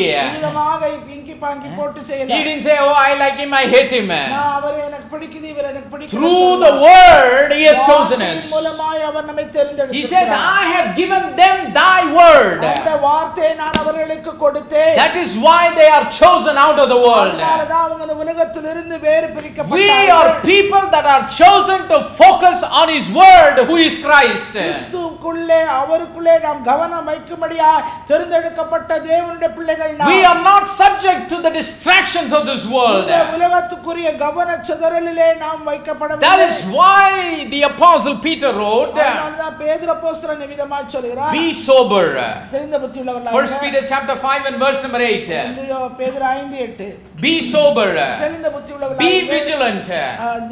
ஏனெனில் விழித்திருங்கள். Because your adversary the devil as a roaring lion walketh about seeking whom he may devour. ஏனெனில் உங்கள் எதிராளியாக பிசாசானவன் கர்ச்சிக்கிற சிங்கம் போல எவனை விழுங்கலாமோ என்று வகையில். So how does he want to swallow us? எப்படி அவன் நம்மை விழுங்க He பார்க்கிறான்? wants to swallow us by distracting us. நம்மை கவனச்சிதறலை கொண்டு வந்து விழுங்க He would பார்க்கிறான். never like for us to focus on Jesus. இயேசுவின் மீது நம்முடைய கவனம் வைக்கப்பட அவன் விரும்புகிறான். He would never like for us to focus in detail on what he has said. அவர் என்ன சொல்லி இருக்கிறார் என்கிற விஷயத்திலே நாம் விளக்கமாய் அவரை காண அவன் ஒரு காலம் Why? What's the அனுமதிக்கவில்லை. reason? ஏன் என்ன காரணம்? If we focus on what God has said, தேவன் என்ன சொன்னார் என்பதிலே நம்முடைய கவனத்தை நாம் வைத்தோமானால், if we focus in detail on what God has இந்த said, தேவன் சொன்ன காரியங்களிலே விளக்கமாய் நம்முடைய கவனத்தை நாம் our வைத்தோமானால் life will change. நம்முடைய வாழ்க்கை மாறிவிடும். Praise the name of the living God. நாமத்துக்கே மகிமை. ஒருத்தர் ஒரு காரியத்தை உற்று பார்த்தார்னா அவர் அதாவே என்ன ஆயிடுவாரு? If someone looks at something in a detailed manner, ஒருவர் ஒரு காரியத்தை விளக்கமாய் நோக்கி பார்த்தார், diligent manner, தெளிந்த புத்தி focused manner, கவனமுள்ள பார்வையில் in an undistracted manner, கவன சிதறல் இல்லாத பார்வையில பார்த்தாரா, that man becomes what he looks at. பார்த்தார் அந்த பார்த்ததை போலவே மாறி விடுவார். Praise the name of the living God. How many of you understand what I am saying? நான் சொல்றது எத்தனை பேர் புரிந்து கொண்டீர்கள்? It's true. இது உண்மைதான். Same thing happens when we look at Christ Jesus. இயேசுவை நாம் நோக்கி பார்க்கும்போதும் அதே காரியம் தான் As the scripture reveals, வேத வசனம் வெளிப்படுத்துகிறது. when we look at him in detail, அவரை நாம் விளக்கமாய் நோக்கி when we look at him with exactness, அவர் இருக்கிறவனமாக அப்படியே நாம் when we பார்க்கும்போது put our focus on it, நம்முடைய கவனத்தை அவர் மீது when we வைக்கும்போது, put our thought in it, நம்முடைய எண்ணத்தை அவர் மீது when we வைக்கும்போது, put our mind in it, நம்முடைய சிந்தையை அவர் மீது with வைக்கும்போது, all of our heart, all of our soul and all of our mind, முழு ஆத்மாவோடு முழு மனதோடு undistractedly, கவனம் இல்லாத சிதறல் இல்லாத steadily, exactly in detail, நிதானமாக விளக்கமாக we நுணுக்கமாக keep looking at him. அவரே பார்த்து கொண்டிருந்தார். It will transform our life. அது நம்முடைய வாழ்க்கையை மாற்றக்கூடிய It will change our life. நம்முடைய வாழ்க்கையை மறுரூபப்படுத்த Like how it will change? எப்படி மாற்றம் It அடையும்? will change us like Jesus அது is. இயேசுவை போலவே நம்மை மாற்றக்கூடியது. We will think like Jesus thought. இயேசு சிந்திக்கிற சிந்திக்கிற மாதிரி நாம் சிந்திக்க We will behave like Jesus behaved. இயேசு எப்படி நடந்து கொள்கிறாரோ அதுபோல We will walk like Jesus walked. இயேசுவை போலவே நாம் செயல்படுவோம். We will talk like Jesus talked. இயேசுவை போலவே நாம் பேசுவோம். That's why focus is very important for each and every believer. ஒவ்வொரு விசுவாசிக்கும் கவனம் என்பது மிகவும் முக்கியமான ஒன்று. But the devil doesn't like it. ஆனால் பிசாசுக்கு அது விருப்பம். God says focus.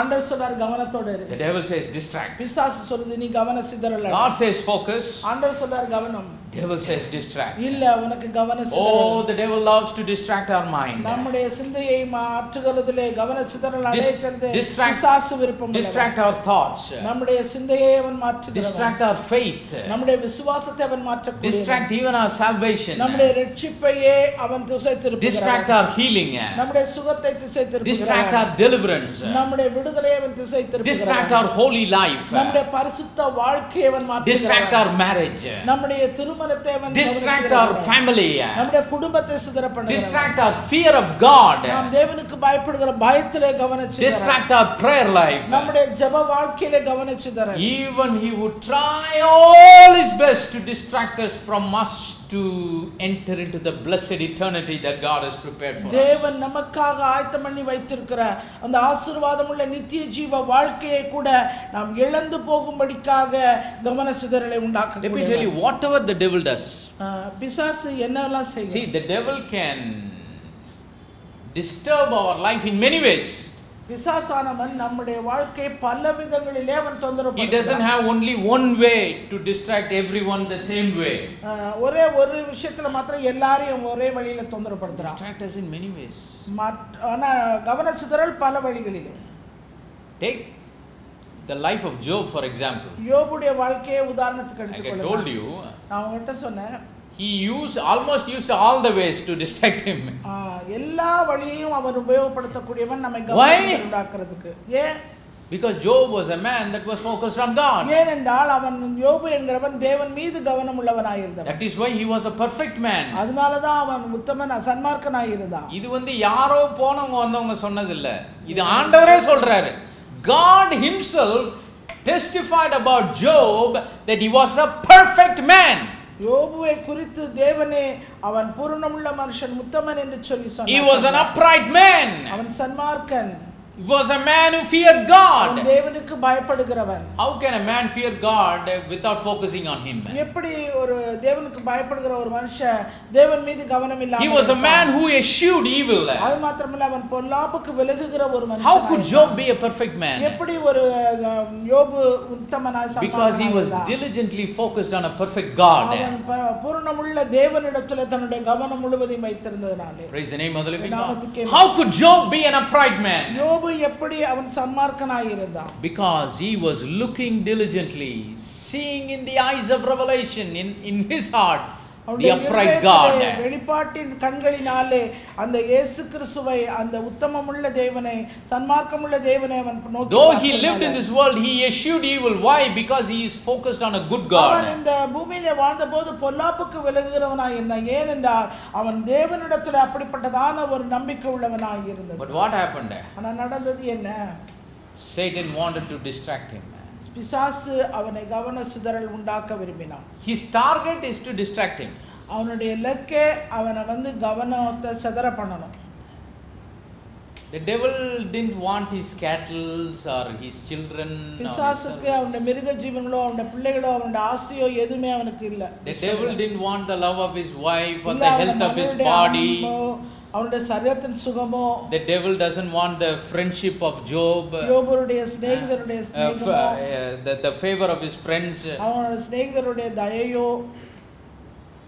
பிசாசுக்கு இருக்குது. He has already told Jesus, all this kingdom and the glory of it has been given to me. இயேசுவினிடத்தில் அவன் நேரடியாக சொன்னவன் அந்த ராஜ்யங்களும் அதனுடைய சர்வ மகிமையும் எனக்கு ஒப்புக்கொடுக்க. He doesn't like all those things. அவன் அதெல்லாம் அவனுக்கு பிடித்தமில்ல. But then why did he do that? ஆனா இதை ஏன் அவன் செய்யணும்? Why did he remove the cattle from Job? ஏன் யோபுடைய மிருக ஜீவங்களை அவனிடத்திலிருந்து பறித்தான்? Why did the devil want to remove the servants, the children, the health of his body, destroy his family, destroy his friendship? யோபுடைய வேலைக்காரர்கள் அவனுடைய வேலைக்காரிகள் மிருக ஜீவன்கள் அவனுடைய மனைவியுடைய அன்பு சரீரத்தின் சுகம் எல்லாவற்றையும் பறித்ததுக்கான காரணம் என்ன? Because he thought if he would take away all those things, Job would get distracted. இது எல்லாத்தையும் அவனிடத்துல உருவிட்டா காலி பண்ணிட்டா யோபுக்கு கவனச்சிதறல் வந்துரும் என்று அவன் So his target is not cattle or children or servants or family or friendship. எனவே பிசாசுடைய லெக்கு யோபுவுடைய மிருக ஜீவன்களோ அவனுடைய வேலைக்காரர்களோ இல்ல பிள்ளைகளோ ஆஸ்தியோ அவனுடைய மனைவியோட அன்பு அதெல்லாம் இல்ல. That is not the target. அதெல்லாம் அவனுக்கு லெக்கு அல்ல. He used all of these ways to target it. இது எல்லாத்தையும் அவனுக்கு வழியாய் உபயோகப்படுத்தி அவனை லெக்கு அடைய. But then what was his target? ஆனா அவனுடைய லெக்கு என்ன? Job 1:11 says. யோபு 1:11 சொல்லுகிறது. Let us all go to Job chapter number 1 and verse number 11. எல்லாரும் யோபு எழுதின சரித்திர புத்தகத்துக்கு போலாம். 1வது அதிகாரம் 11வது வசனம். It says he tells the Lord. ஆண்டவர்ட்ட சொல்றான். First he said, I tried, I couldn't touch him. முதல்ல போனா அவரை தொட முடியலன்னு ஆண்டவர்ட்ட சொல்றான். But here he says, now he is asking the Lord, put forth your hand and touch now. Touch all that he had. Then he will curse you to your face. ஆனாலும் உம்முடைய கையை நீட்டி அவனுக்கு உண்டானவை எல்லாம் தொடுவீரானால் அப்பொழுது அவன் உமது முகத்துக்கு எதிரே மென் தூஷிக்கானோ பாரும் என்றான். இதுதான் target. This is the target of the devil. இதுதான் பிசாசுடைய லெக்கு யோபுவை குறித்து. He wanted Job to distract his focus that he had upon the Almighty God. சர்வ வல்லமையுள்ள தேவன் மீது இருக்கிற அந்த கவனத்திலிருந்து அவனை கவனச்சிதறல் அடைய செய்வதுதான் பிசாசுடைய நோக்கம். And he wanted the God on which he focused on to curse him. எந்த தேவனிடத்தில் அவன் கவனம் வைத்திருக்கிறானோ அவரை குறித்து அவன் சபிக்க வேண்டும். He wanted to make Job, who was focused on God, and make him to curse the God that he was focusing on. பிசாசுக்கு விருப்பம் என்னவென்றால் எந்த தேவன் மீது யோபு கவனம் வைத்திருக்கிறானோ அந்த தேவனிலே கவன சிதறலை உண்டாக்கி அவரை தூஷிக்க வேண்டும் சபிக்க வேண்டும் என்பது. He tried. Did it happen? அவன் முயற்சி செய்து பார்த்தான். அது He says the Lord gave, the Lord took away. ஆண்டவர் சொன்னார், யோபு சொன்னார், ஆண்டவர் கர்த்தர் கொடுத்தார் கர்த்தர் எடுத்தார். He was still focused on God. இன்னும் அவன் தேவன் மீது தான் தன்னுடைய கவனம். That's why even when he came the second time to touch his life, இரண்டாவது முறை வந்து அவனுடைய வாழ்க்கையை அவன் தொட வந்த போது கூட he said, no, I took everything, still he is focused, but now touch his body, touch the health of his body. இரண்டாவது தடவை வந்து சொன்னான், எல்லாத்தையும் எடுத்த பிறகு இன்னும் உத்தமத்துல இருக்கிறான், இப்ப போய் அவன் சரீரத்தை நீ தொடு, touch his bone and his flesh. அவனுடைய சதையும் அவனுடைய மாம்சத்தையும் நீ தொடு. Let's go to Job chapter number 2 and verse number 5. யோபு 2:5. It says, but put forth thine hand now and touch his bone and his flesh, and he will curse thee to thy face. Same thing he says. அவன் சொல்றான், ஆனாலும் நீர் உம்முடைய கையை நீட்டி அவன் எலும்பையும் அவன் மாம்சத்தையும் தொடுவீரானால் அப்பொழுது அவன் உமது முகத்துக்கு எதிரே தூஷிக்கானோ பாரும் என்றான். So now can you see it? இப்ப பாருங்க, what is his work? அவனுடைய வேலை என்ன?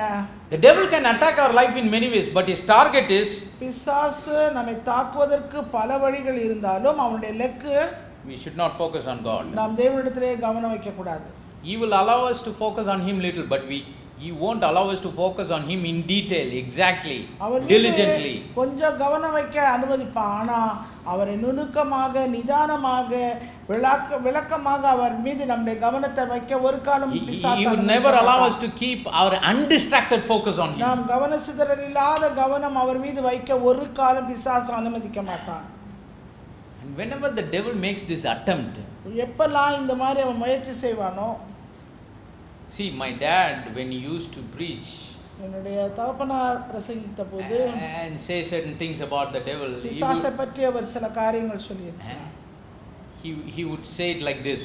அவர் விதமாய் சொல்லியிருக்கிறார், The devil, he wouldn't come as a devil to us. நாம் பிசாசு என்பவன் பிசாசு போல நம்ம இடத்துல வருகிறதல்ல. He would come to us like he is an angel of God. அவன் தேவனுடைய தூதனை போல தான் நம்ம இடத்துல வருவான். Because that's how he was one time. ஏனா அவன் முன்பு ஒரு காலத்துல அப்படி தான் இருந்தவன். We all know about Lucifer's history, right? லூசிபரை பற்றிய கதையெல்லாம் நமக்கு நன்றாக தெரியும். The devil before he became a devil, he was an angel of God, right? பிசாசாக அவன் ஆவதற்கு முன்பாக அவன் தூதனாக தேவனுடைய சமூகத்திலே காணப்பட்டவன். That's why even when Apostle Paul wrote to 2 Corinthians chapter 11 and verse number 14, 2 கொரிந்தியர் 11:14 கூட அப்போஸ்தலனாகிய பவுல் அதைத்தான் சொல்கிறார். says, and no marvel, for Satan himself is transformed into an angel of light. அது ஆச்சரியமல்ல, சாத்தானும் ஒளியின் தூதனுடைய வேஷத்தை தரித்துக் கொள்வானே. So he is putting the garment of an angel of light. அவன் ஒளியின் தூதனுடைய வேஷத்தை, அந்த வஸ்திரத்தை அவன் அணிந்து கொள்கிறான். So he can change the way he appears. அவன் தோன்றும் போது தன்னுடைய காரியத்தை அவன் மாற்றி. And this is what my father would say whenever he would preach on, the devil disguising himself. பிசாசை பற்றி அவர் பிரசங்கம் பண்ணும்போது இந்த காரியத்தை அவர் சொல்லுகிறது வழக்கம். How many of you have seen the old Videocon television advertisement? Videocon television advertisement எத்தனை பேர் பார்த்திருக்கீங்க? Maybe you might have seen it in Onida, I think. Onida, I'm sorry. Onida. Not Videocon, Onida. Onida. In those days there weren't many TV brands. See, Samsung, LG, they weren't there. Only few brands like Sharp, Onida. So in that old television Onida advertisement, அந்த Onida விளம்பரத்திலே, television விளம்பரத்திலே, a person would come. ஒரு நபர் வருவாரு. And that person would be in a black garment. அவர் கருப்பு உடை அணிந்து வருவார். The only white in that person would be 2 teeth hanging in the front. அவர்ட்ட காணப்படுகிற ரெண்டு வெள்ளையான காரியம், ரெண்டு பல்லு மாத்திரம்தான். That is only white, everything else is black. மற்றதெல்லாம் கருப்பு. And he would have 2 horns like this. அது மாத்திரமே ரெண்டு கொம்பு இருக்கும். With eyes like flame. கண்கள் எல்லாம் ஒரு இது தீயை போல இருக்கும். My father would say the devil would never come to God's people in that kind of a fashion. அப்படிப்பட்டதான ஒரு நிலையிலே பிசாசானவன் ஒரு காலம் யாரிடத்துல வர மாட்டான். How does he come? எப்படி வருவான்? White and white. White and white. வெள்ளைக்கு வெள்ளை போட்டுட்டு. White gown. வெள்ளை நிற கவுன். Clean shaved. நல்லா முகசவரம் செய்து. I'm not saying anything wrong about people who literally wear white dress or clean shaved. இந்த மாதிரி முகசவரம் செய்து வெள்ளை உடை அணிந்திருக்கிறவர்களை குறித்து நான் தவறாக எதுவும் சொல்லல. I'm just saying how he changes his appearance. அவன் தன்னுடைய தோற்றத்தை எப்படியெல்லாம் மாற்றுவான் என்பதற்கு நான் காரியங்களை சொல்லுகிறேன். This is what he used to preach with a Bible in his hand. அது மாத்திரம் இல்ல, வேதம் கையில இருக்கும்.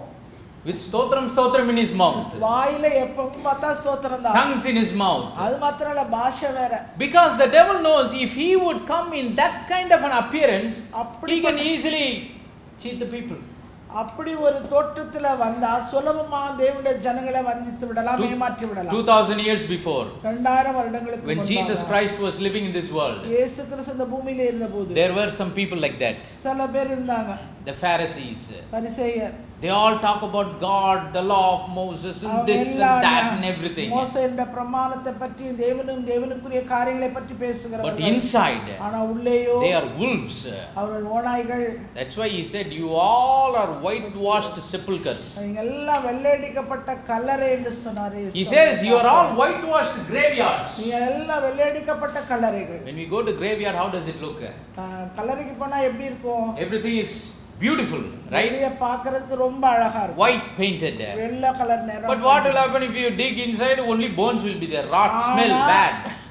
அந்த கல்லறையை திறந்துட்டு உள்ள போய் பாத்தீங்கன்னா வெறும் எலும்பு நாத்தம். That's how God says, you people are nicely dressed on the outside. அதைத்தான் ஆண்டவர் சொன்னார், வெளிப்புறமாக நன்றாக உடை அணிந்து you are talking nicely. நன்றாக பேசுகிறீர்கள். You honor me with your lips. உங்களுடைய உதடுகளினாலே என்னை கனப்படுகிறீர்கள். But your heart, உங்கள் இருதயமோ, it's like a graveyard. அது கல்லறையை போல இருக்குது. It's stinking. அது நாற்றம் எடுக்கிறது. Nobody can see it. Nobody can come near it. Nobody can smell it. கிட்ட போக முடியல, பார்க்க முடியல, அத முகர முடியல. You honor me with your lips, but your heart is far from. எல்லாரும் என்ன உதடுகளில தான் கனம் பண்றீங்க, ஆனா இருதயமோ தூரமா விலகி இருக்குது. So the devil changes his appearance. இப்படி பிசாசு தன்னுடைய தோற்றத்தை அவன் மாற்றிக் கொள்ளக்கூடியவன். That's how he came to Jesus, right? ஆண்டவராகிய இயேசுவினிடத்தில் அப்படிதான் அவன் வந்தான். He quoted Psalm number 91 as we read in Matthew chapter 4. மத்தேயு 4வது அதிகாரத்திலே 91வது சங்கீதத்தை அவன் அங்கே குறிப்பிட்டு சொல்லுகிறான். See, this is unbelievable. இது நம்பவே முடியாத ஒரு காரியம். The devil பிசாசு comes to the Son of God, தேவனுடைய குமாரனிடத்திலே வந்து, Jesus Christ, இயேசு கிறிஸ்துவினிடத்திலே, God manifest in flesh, மாம்சத்திலே வெளிப்பட்ட தேவனிடத்திலே வந்து, he is quoting the scripture வேத வசனத்தை அவன் குறிப்பிட்டு சொல்லுகிறான். to tempt him. அவரை சோதிக்கும்படியா. If he would do that to the Son of God, அவன் தேவனுடைய குமாரனுக்கே அந்த காரியம் செஞ்சானா, how much more he would do it to us. நமக்கு செய்வது எவ்வளவு அதிகமாக இருக்கும். That is why அதனால தான் we have to be careful. மிகவும் ஜாக்கிரதையா இருக்க வேண்டும். Like Peter the apostle said, பேதுரு அப்போஸ்தலன் சொன்னது be போல sober, be vigilant. தெளிந்த புத்தி உள்ளவர்களாய் இங்க விழித்திருங்கள். That is the reason. How can you identify? எப்படி நீங்க அடையாளம் காண முடியும்? See, the devil, let's say, he disguises himself like an angel of light, ஒளியின் தூதனை போல தன்னை மாறுவேஷப்படுத்திக் கொண்டு பிசாசு ஒருவேளை வரான், coming before us, நமக்கு முன்பாக வரான், quoting the scriptures. வேதவசனங்களை சொல்றான். How can we identify whether he is sent from God or whether he is from the pit of hell? அவன் தேவனாலே அனுப்பப்பட்ட தேவதூதனா இல்ல பாதாளத்திலிருந்து வந்த பிசாசா, எப்படி அடையாளம் காணுவீங்க? Only when we know the scriptures as it is. வேதவசனம் இருக்கிறபடியா அது இருக்கிறவனமாய் அறிந்தால் மாத்திரமே. Because the devil can quote the scripture, but he won't quote the scripture as it is. பிசாசு வேதவசனத்தை உபயோகப்படுத்தி சொல்லுகிறான், ஆனா வேதவசனம் இருக்கிறவனமாக அப்படியே அவன் சொல்லுகிறான். That is why we must be focused on Jesus in detail. அதனாலதான் இயேசுவின் மீது விளக்கமான ஒரு கவனம் உள்ளவர்களாக we must behold his word with exactness. அவருடைய வார்த்தையை அப்படியே இருக்கிறவனமாய் நாம் nothing more, nothing less. அதிகமாக அல்ல குறைவாக. That's why Jesus said, whosoever believeth on me, as the scripture hath said. வேத வாக்கியம் சொல்லுகிறபடி என்னை விசுவாசிக்கிறவன் எவனோ. That's what he did. அதைத்தான் அவர் சொன்னார். Let me give you a simple example. நான் ஒரு எளிய உதாரணத்தை சொல்லுகிறேன். Let us all go to the book of Matthew chapter number 4. மத்தேயு 4வது அதிகாரத்துக்கு எல்லாரும் போலாம். Verse number 5. 5வது வசனம். It says, then the devil taketh him up into the holy city and setteth him on a pinnacle of the temple. அப்பொழுது பிசாசு அவரை பரிசுத்த நகரத்துக்கு கொண்டு போய் தேவாலயத்து உப்பரியின் மேல் நிறுத்தி. பிசாசு கொண்டு போறான் யாரு? The devil is leading Jesus Christ to go to the pinnacle of the temple. பிசாசு இயேசு கிறிஸ்துவை தேவாலயத்து உப்பரியின் மேல் கொண்டு போய் நிறுத்தி கொண்டு போனார். And then he says, அப்புறம் சொல்றான் in verse number 6, 6வது வசனம், if thou be the son of God, நீ தேவனுடைய குமாரனேயானால் cast yourself down, தாழ குதியும். because it is written, ஏனா எழுதி இருக்கிறது, the angels he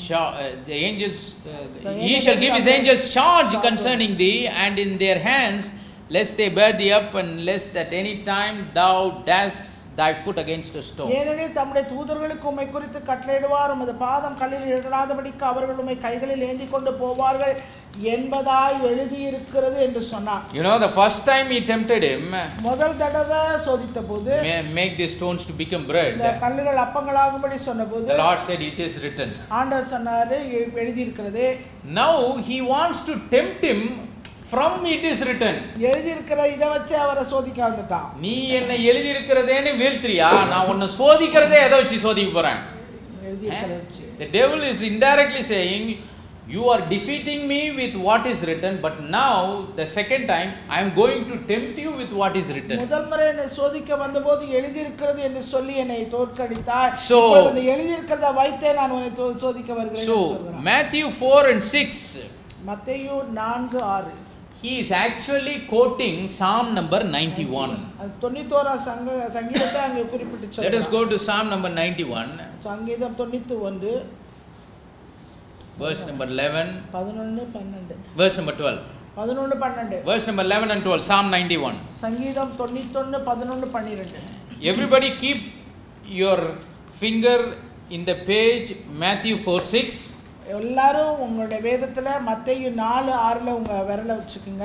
Keep one finger there and then keep another finger in Psalm number 91 11 and 12. இன்னொரு விரல்ல சங்கீதம் 91 11 12 மீது கவனம். Now this is exactly what the Lord wrote through his servant David. தாவீது மூலமா தேவன் எழுதி கொடுத்த உண்மையான காரியம் இந்த சங்கீதம் 91. What did the Lord say? ஆண்டவர் என்ன சொன்னாரு? We all know Psalm 91 is a psalm of protection. சங்கீதம் வந்து பாதுகாப்பு சங்கீதம் என்று எல்லாருக்கும் நன்றாக தெரியும். Verse number 11 he says, for he shall give his angels charge over thee to keep thee in all thy ways. உன் வழிகளில் எல்லாம் உன்னை காக்கும்படி. உன் வழிகளில் எல்லாம் எல்லாம் சொல்லுங்க. Everybody say your ways. உன் வழிகளில் எல்லாம்.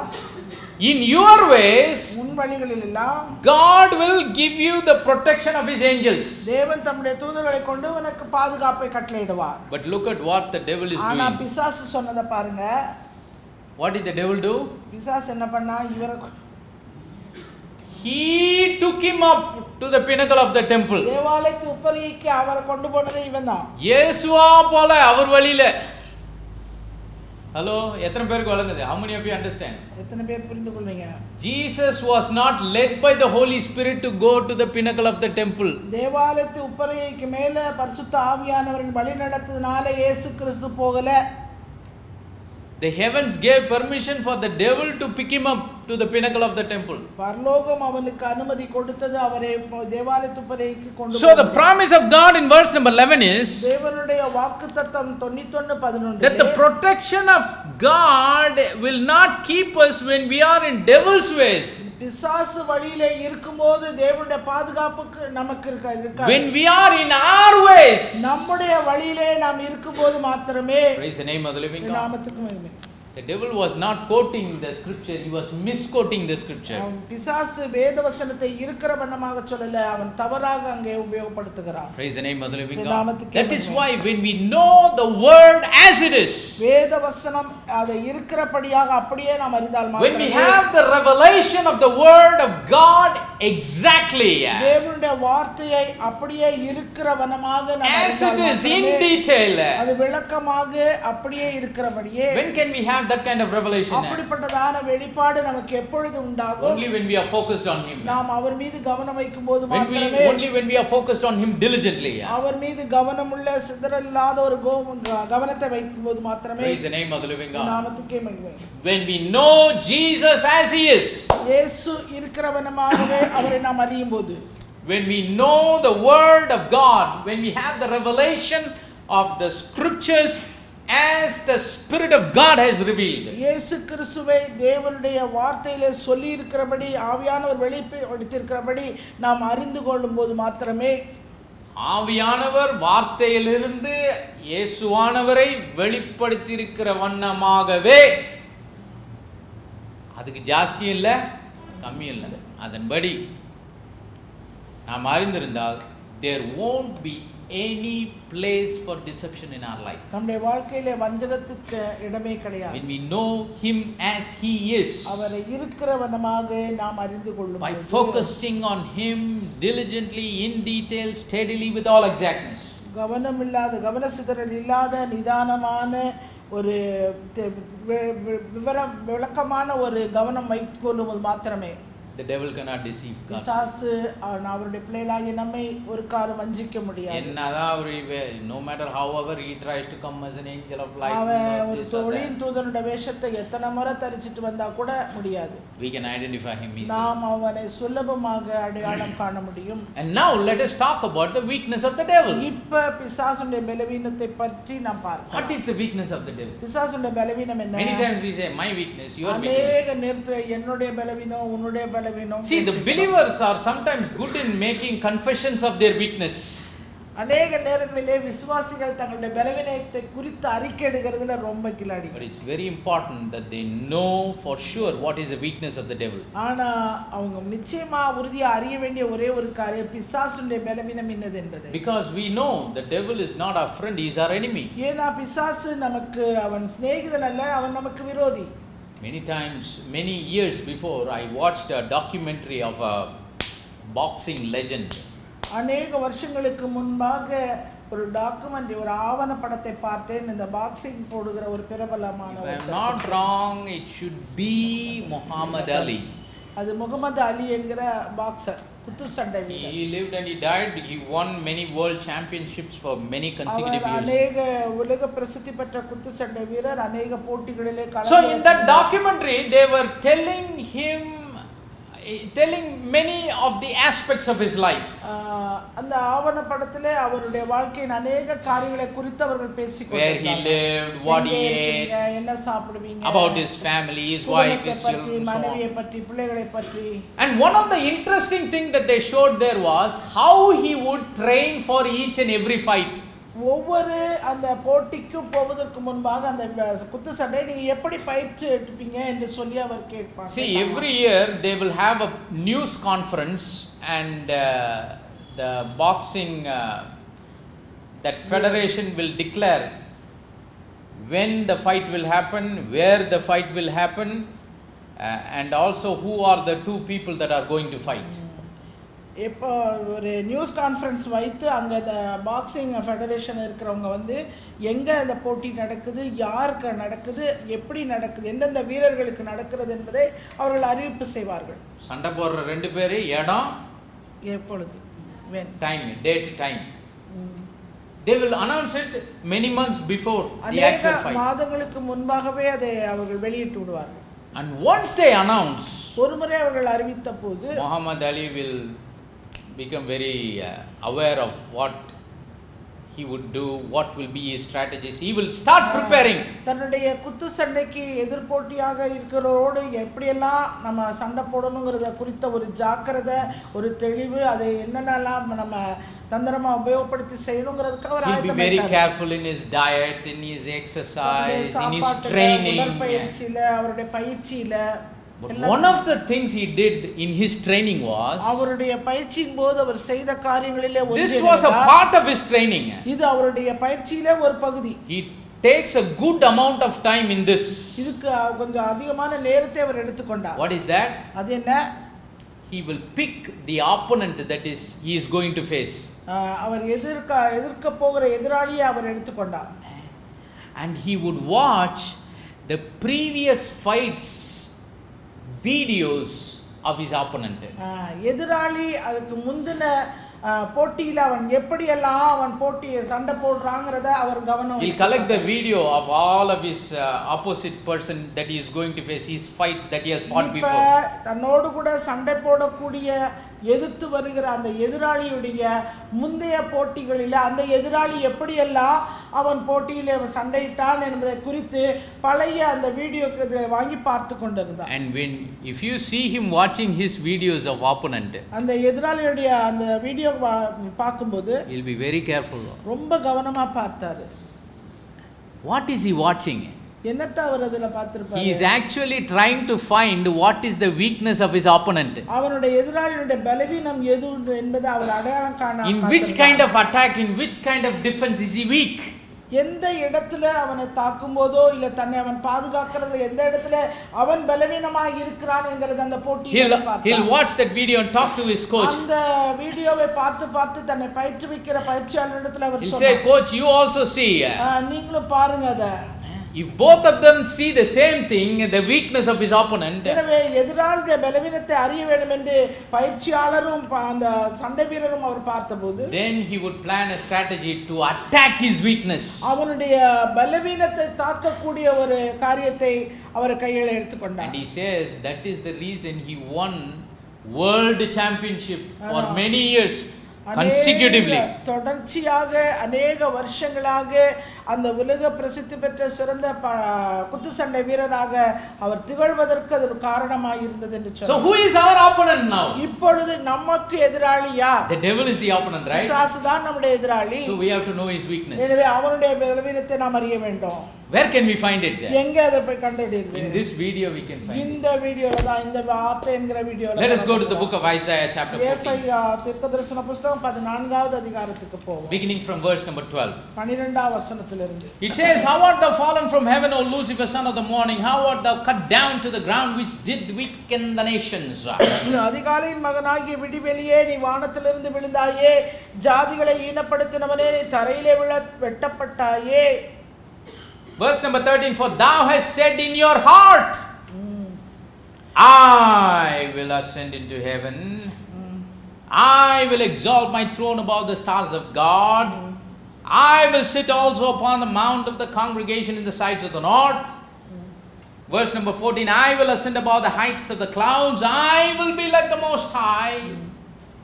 Yet thou shalt be brought down to hell, to the sides of the pit. Verse 15. 13 இருந்து 15 வரைக்கும் வாசிக்கிறேன். நான் வானத்துக்கு ஏறுவேன், தேவனுடைய நட்சத்திரங்களுக்கு மேலாக என் சிங்காசனத்தை உயர்த்துவேன், வடபுறங்களில் உள்ள ஆராதனை கூட்டத்தின் பர்வதத்திலே வீற்றிருப்பேன் என்றும், நான் மேகங்களுக்கு மேலாக உன்னதங்களில் ஏறுவேன், உன்னதமானவருக்கு ஒப்பாவேன் என்றும் நீ உன் இருதயத்தில் சொன்னாயே. ஆனாலும் நீ அகாதமான பாதாளத்திலே தள்ளுண்டு போனாய். The scripture here is talking about Lucifer. இங்கே லூசிஃபர் என்கிற பிரதான தூதனை பற்றி So before the devil became a devil, he was an angel of God. பிசாசு என்பவன் பிசாசு என்கிற அந்த நிலையை அடையும் முன் நம்ம தேவனுடைய Now, தூதனாய் who is an angel of God? யார் தேவனுடைய தூதர்கள்? Angels of God are created by God to serve Him.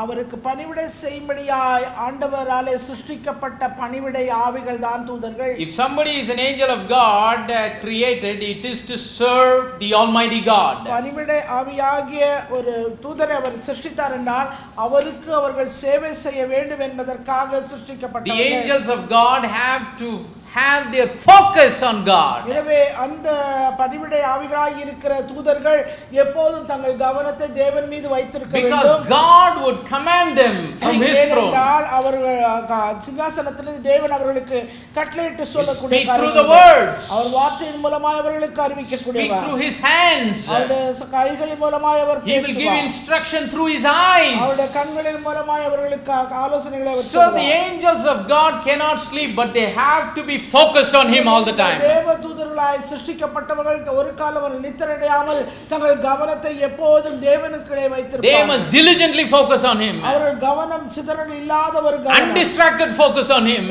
கவனமான ஒரு ஜாக்கிரதையுள்ள கவனம், Steady focus on Him. நிலையான ஒரு கவனம், In detail, exact focus on Him. விளக்கமான அப்படியே இருக்கக்கூடிய கவனம். Because the Master Almighty God, He can give instructions at any time. எனவே சர்வ வல்லமையுள்ள எஜமானாகிய அவர் எப்பொழுதும் எந்த நேரத்தில் அவர் தன்னுடைய காரியத்தை சொல்லுவார் என்று தெரியாது. And Lucifer, லூசிஃபர் என்கிறவன் instead of having his focus on Him, தேவன் மீது வைக்க வேண்டிய அந்த கவனத்துக்கு பதிலாக what happened?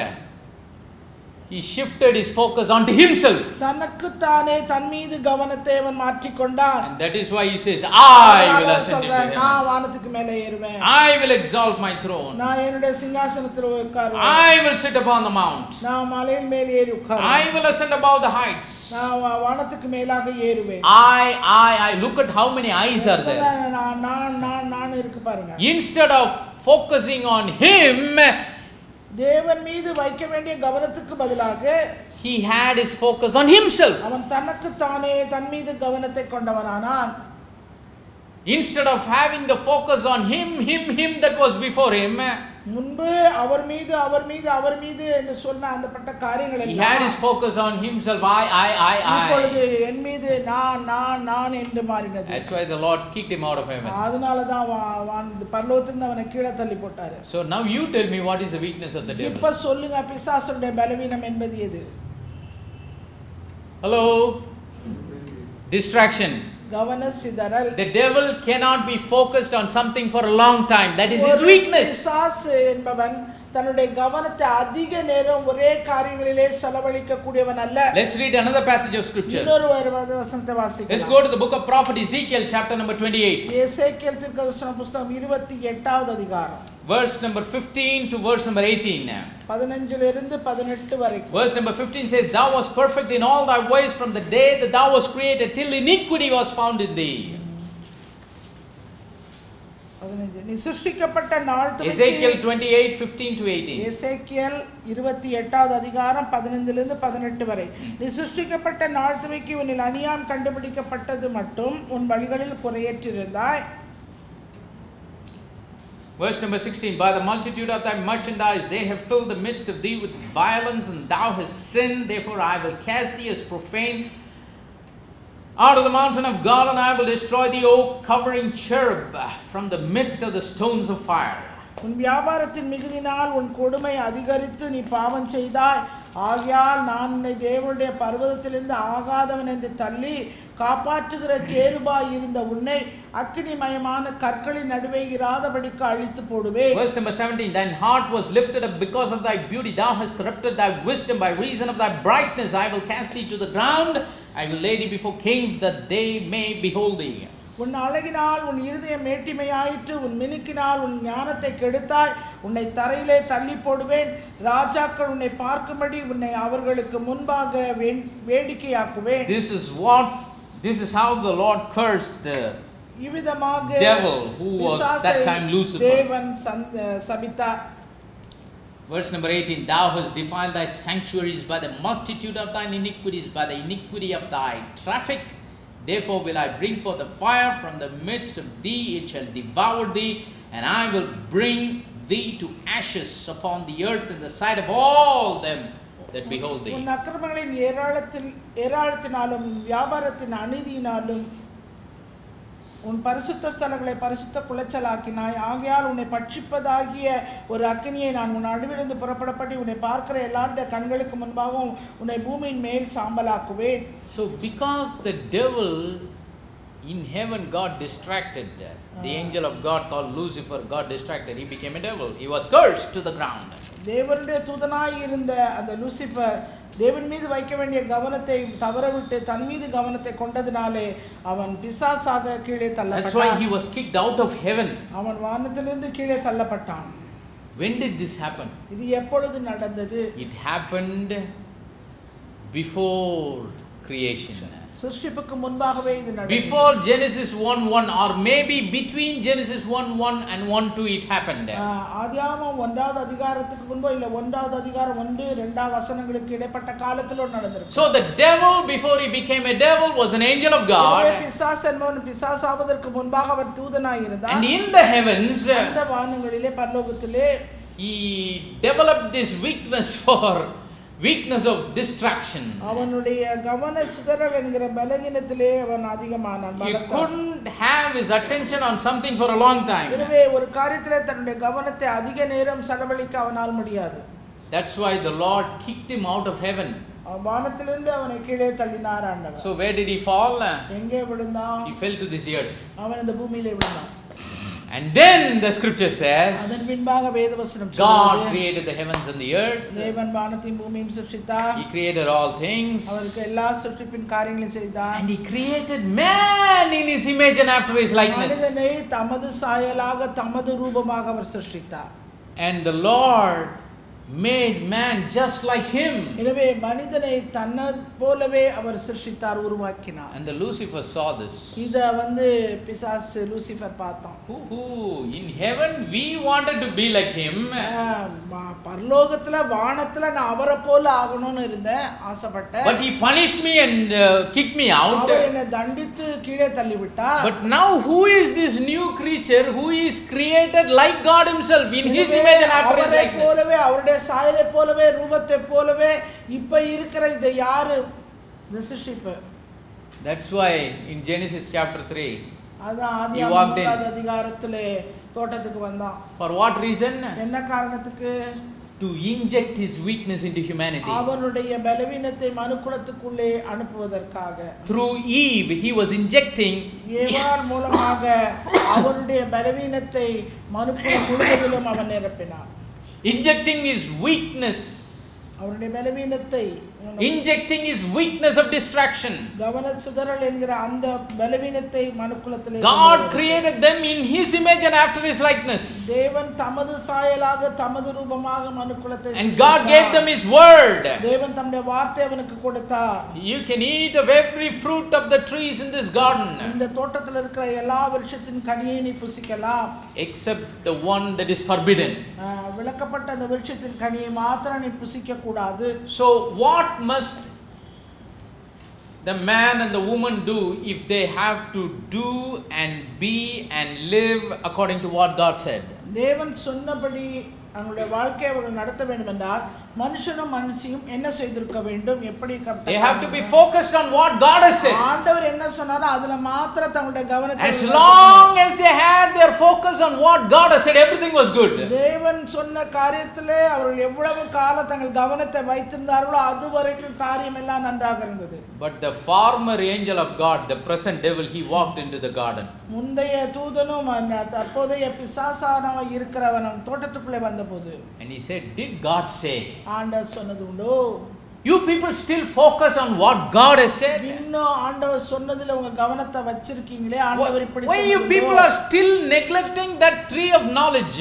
ஏன் இன்னும் அந்த அறிவின் விருட்சத்தை நீங்க விலக்கி வச்சிட்டு இருக்கீங்க? I am telling you about it. நான் அத குறித்து நான் உங்களுக்கு your eyes will be opened, உங்களுடைய கண்கள் திறக்கப்படும், shall be like God. நீங்கள் தேவர்களைப் போல ஆவீர்கள். Did he create you in his image and after his likeness? I tell you, you eat that fruit. You can become greater than that. அவர் வந்து அவருடைய சாயல ரூபத்தை போலவா சிருஷ்டித்தாரே, நீ இந்த விருட்சத்தின் கனியை புசி, நீ அவரை போலவே நீ மாறிடுவ அப்படின்னா. They accepted his injection. அவன் சொன்ன அந்த காரியத்தை அவர்கள் ஏற்றுக்கொண்டார்கள். The woman was deceived. மனுஷி வஞ்சிக்கப்பட்டார். Eve was deceived. ஏவாள் வஞ்சிக்கப்பட்டார். Why? ஏன்? Because she took the injection of the devil's weakness. பிசாசுடைய பலவீனத்தை தனக்குள்ளே அவள் ஏற்றுக்கொண்டதினாலே. And that is the starting point of all the problems of the humanity. மனுக்குலத்துக்கு வர வேண்டிய சகல பிரச்சனைக்கும் ஆரம்பம் அன்றைய நிலைமை. Throughout the dispensation of times. காலங்கள் முழுவதுமாக. You take every problem occurred in the scriptures because people were distracted from God. இந்த வேதத்தில் சொல்லப்பட்டிருக்கிற ஒவ்வொரு சம்பவத்தையும் ஜனங்கள் படுகிற அந்த காரியத்தை நீங்கள் கேட்டு படித்து பார்த்தீங்கன்னா கவன சிதறல், தேவன் மீது இருக்கிற அந்த கவனம் சிதறல் ஆகும்போது எல்லா காரியம் because they accepted the inoculation of the devil's weakness. பிசாசுடைய பலவீனத்தை தங்களுக்குள்ள அவர்கள் ஏற்றுக்கொண்டதினாலே அப்படி ஆகிறது. It began from the Garden of Eden. அது ஏதேன் தோட்டத்தில் ஆரம்பித்தது. All through the Bible we are seeing it. வேதம் முழுவதுமாய் நாம் பார்க்க முடியும். Even now the devil is doing the same thing. இப்பொழுதும் பிசாசு அதே காரியங்களை செய்கிறவனாய் இருக்கிறான். That's why Paul the apostle wrote to Corinthians. அப்போஸ்தலனாகிய பவுல் கொரிந்தியருக்கு எழுதும்போது விதமாக as the serpent beguiled Eve. பிசாசானது சர்ப்பமானது ஏவாளை வஞ்சித்தது போல. I am concerned that your mind should be corrupt from the simplicity that is in Christ. உங்கள் மனதும் கிறிஸ்துவை பற்றிய உண்மையினின்று விலகும்படி கெடுக்கப்படுமோ என்று பயந்திருக்கிறேன். Who is the first Eve or first Adam? முதல் ஆதாமுடைய முதல் ஏவாள் யார்? She was deceived by the serpent. சாபத்தினாலே வஞ்சிக்கப்பட்டவள். But who is the last Eve of last Adam? பிந்திய ஆதாமுக்கு பிந்தின ஏவாள் யார்? The church is the last Eve of last Adam. அந்த சபைதார் பிந்தின ஆதாமுக்கு பிந்தின ஏவாள். And the devil is trying to do the same thing.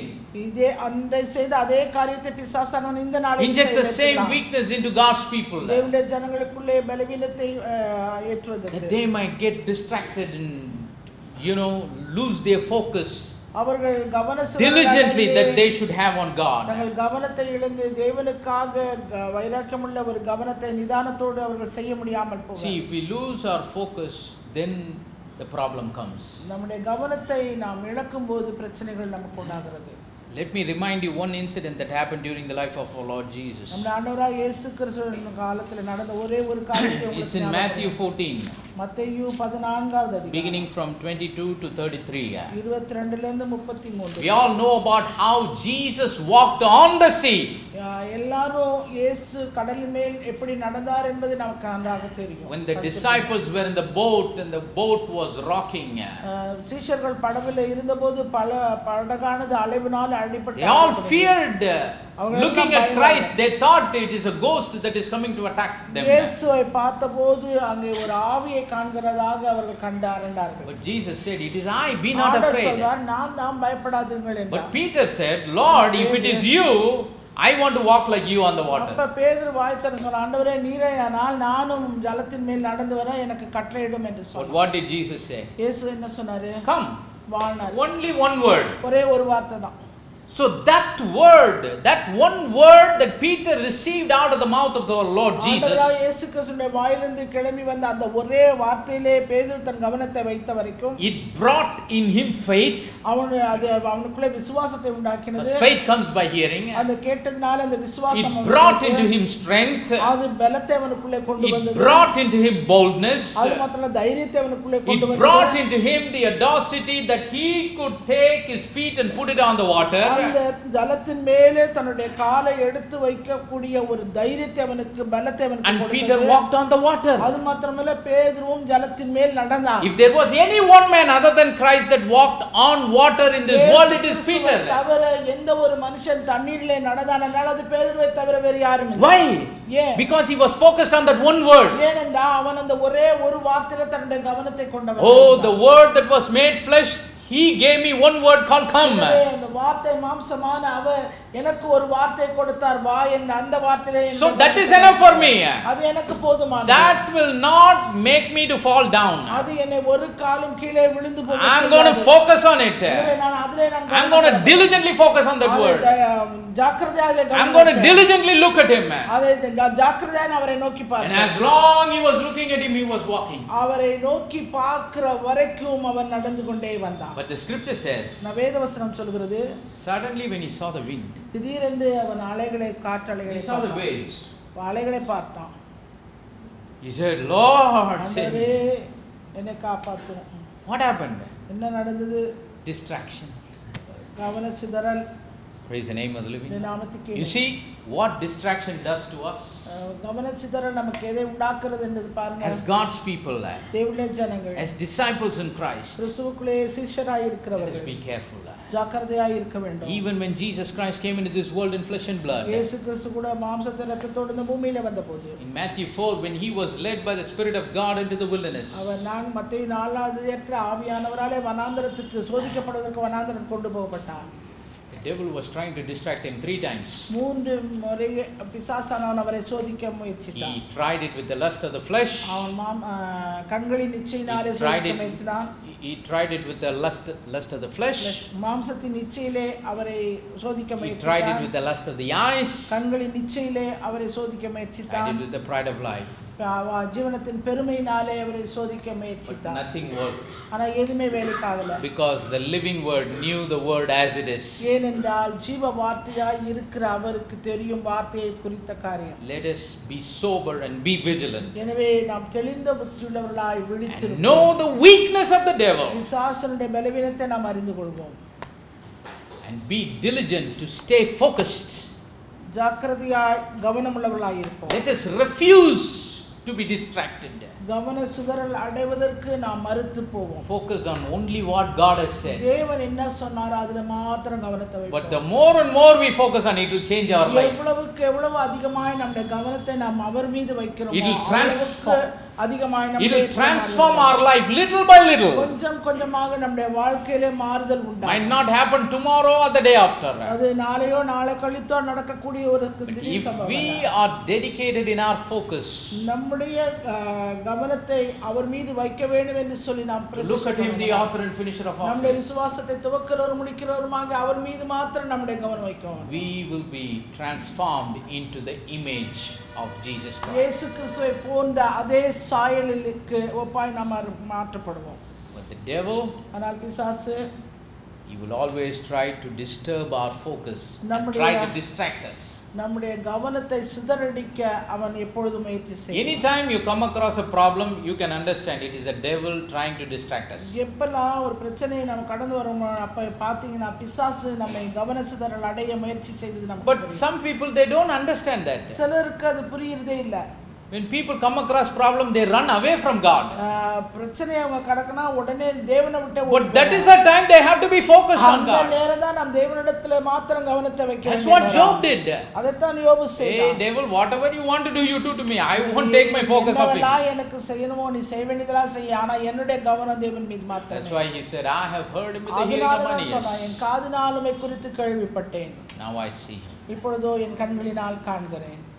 Let us live our life as focused believers. எனவே கவனமுள்ள ஒரு விசுவாசிகளாய் நம்முடைய வாழ்க்கையை நாம் refuse to be distracted by the devil's weakness. பிசாசு கொண்டு வருகிற அவனுடைய பலவீனமாகிய கவன சிதறலில் இருந்து நாம் God bless you all in Jesus' name. இயேசு கிறிஸ்து தாமே உங்களை யாவரையும் ஆசீர்வதிப்பாராக. Let us all stand. நாம் யாவரும் எழுந்து நிற்போம். Let us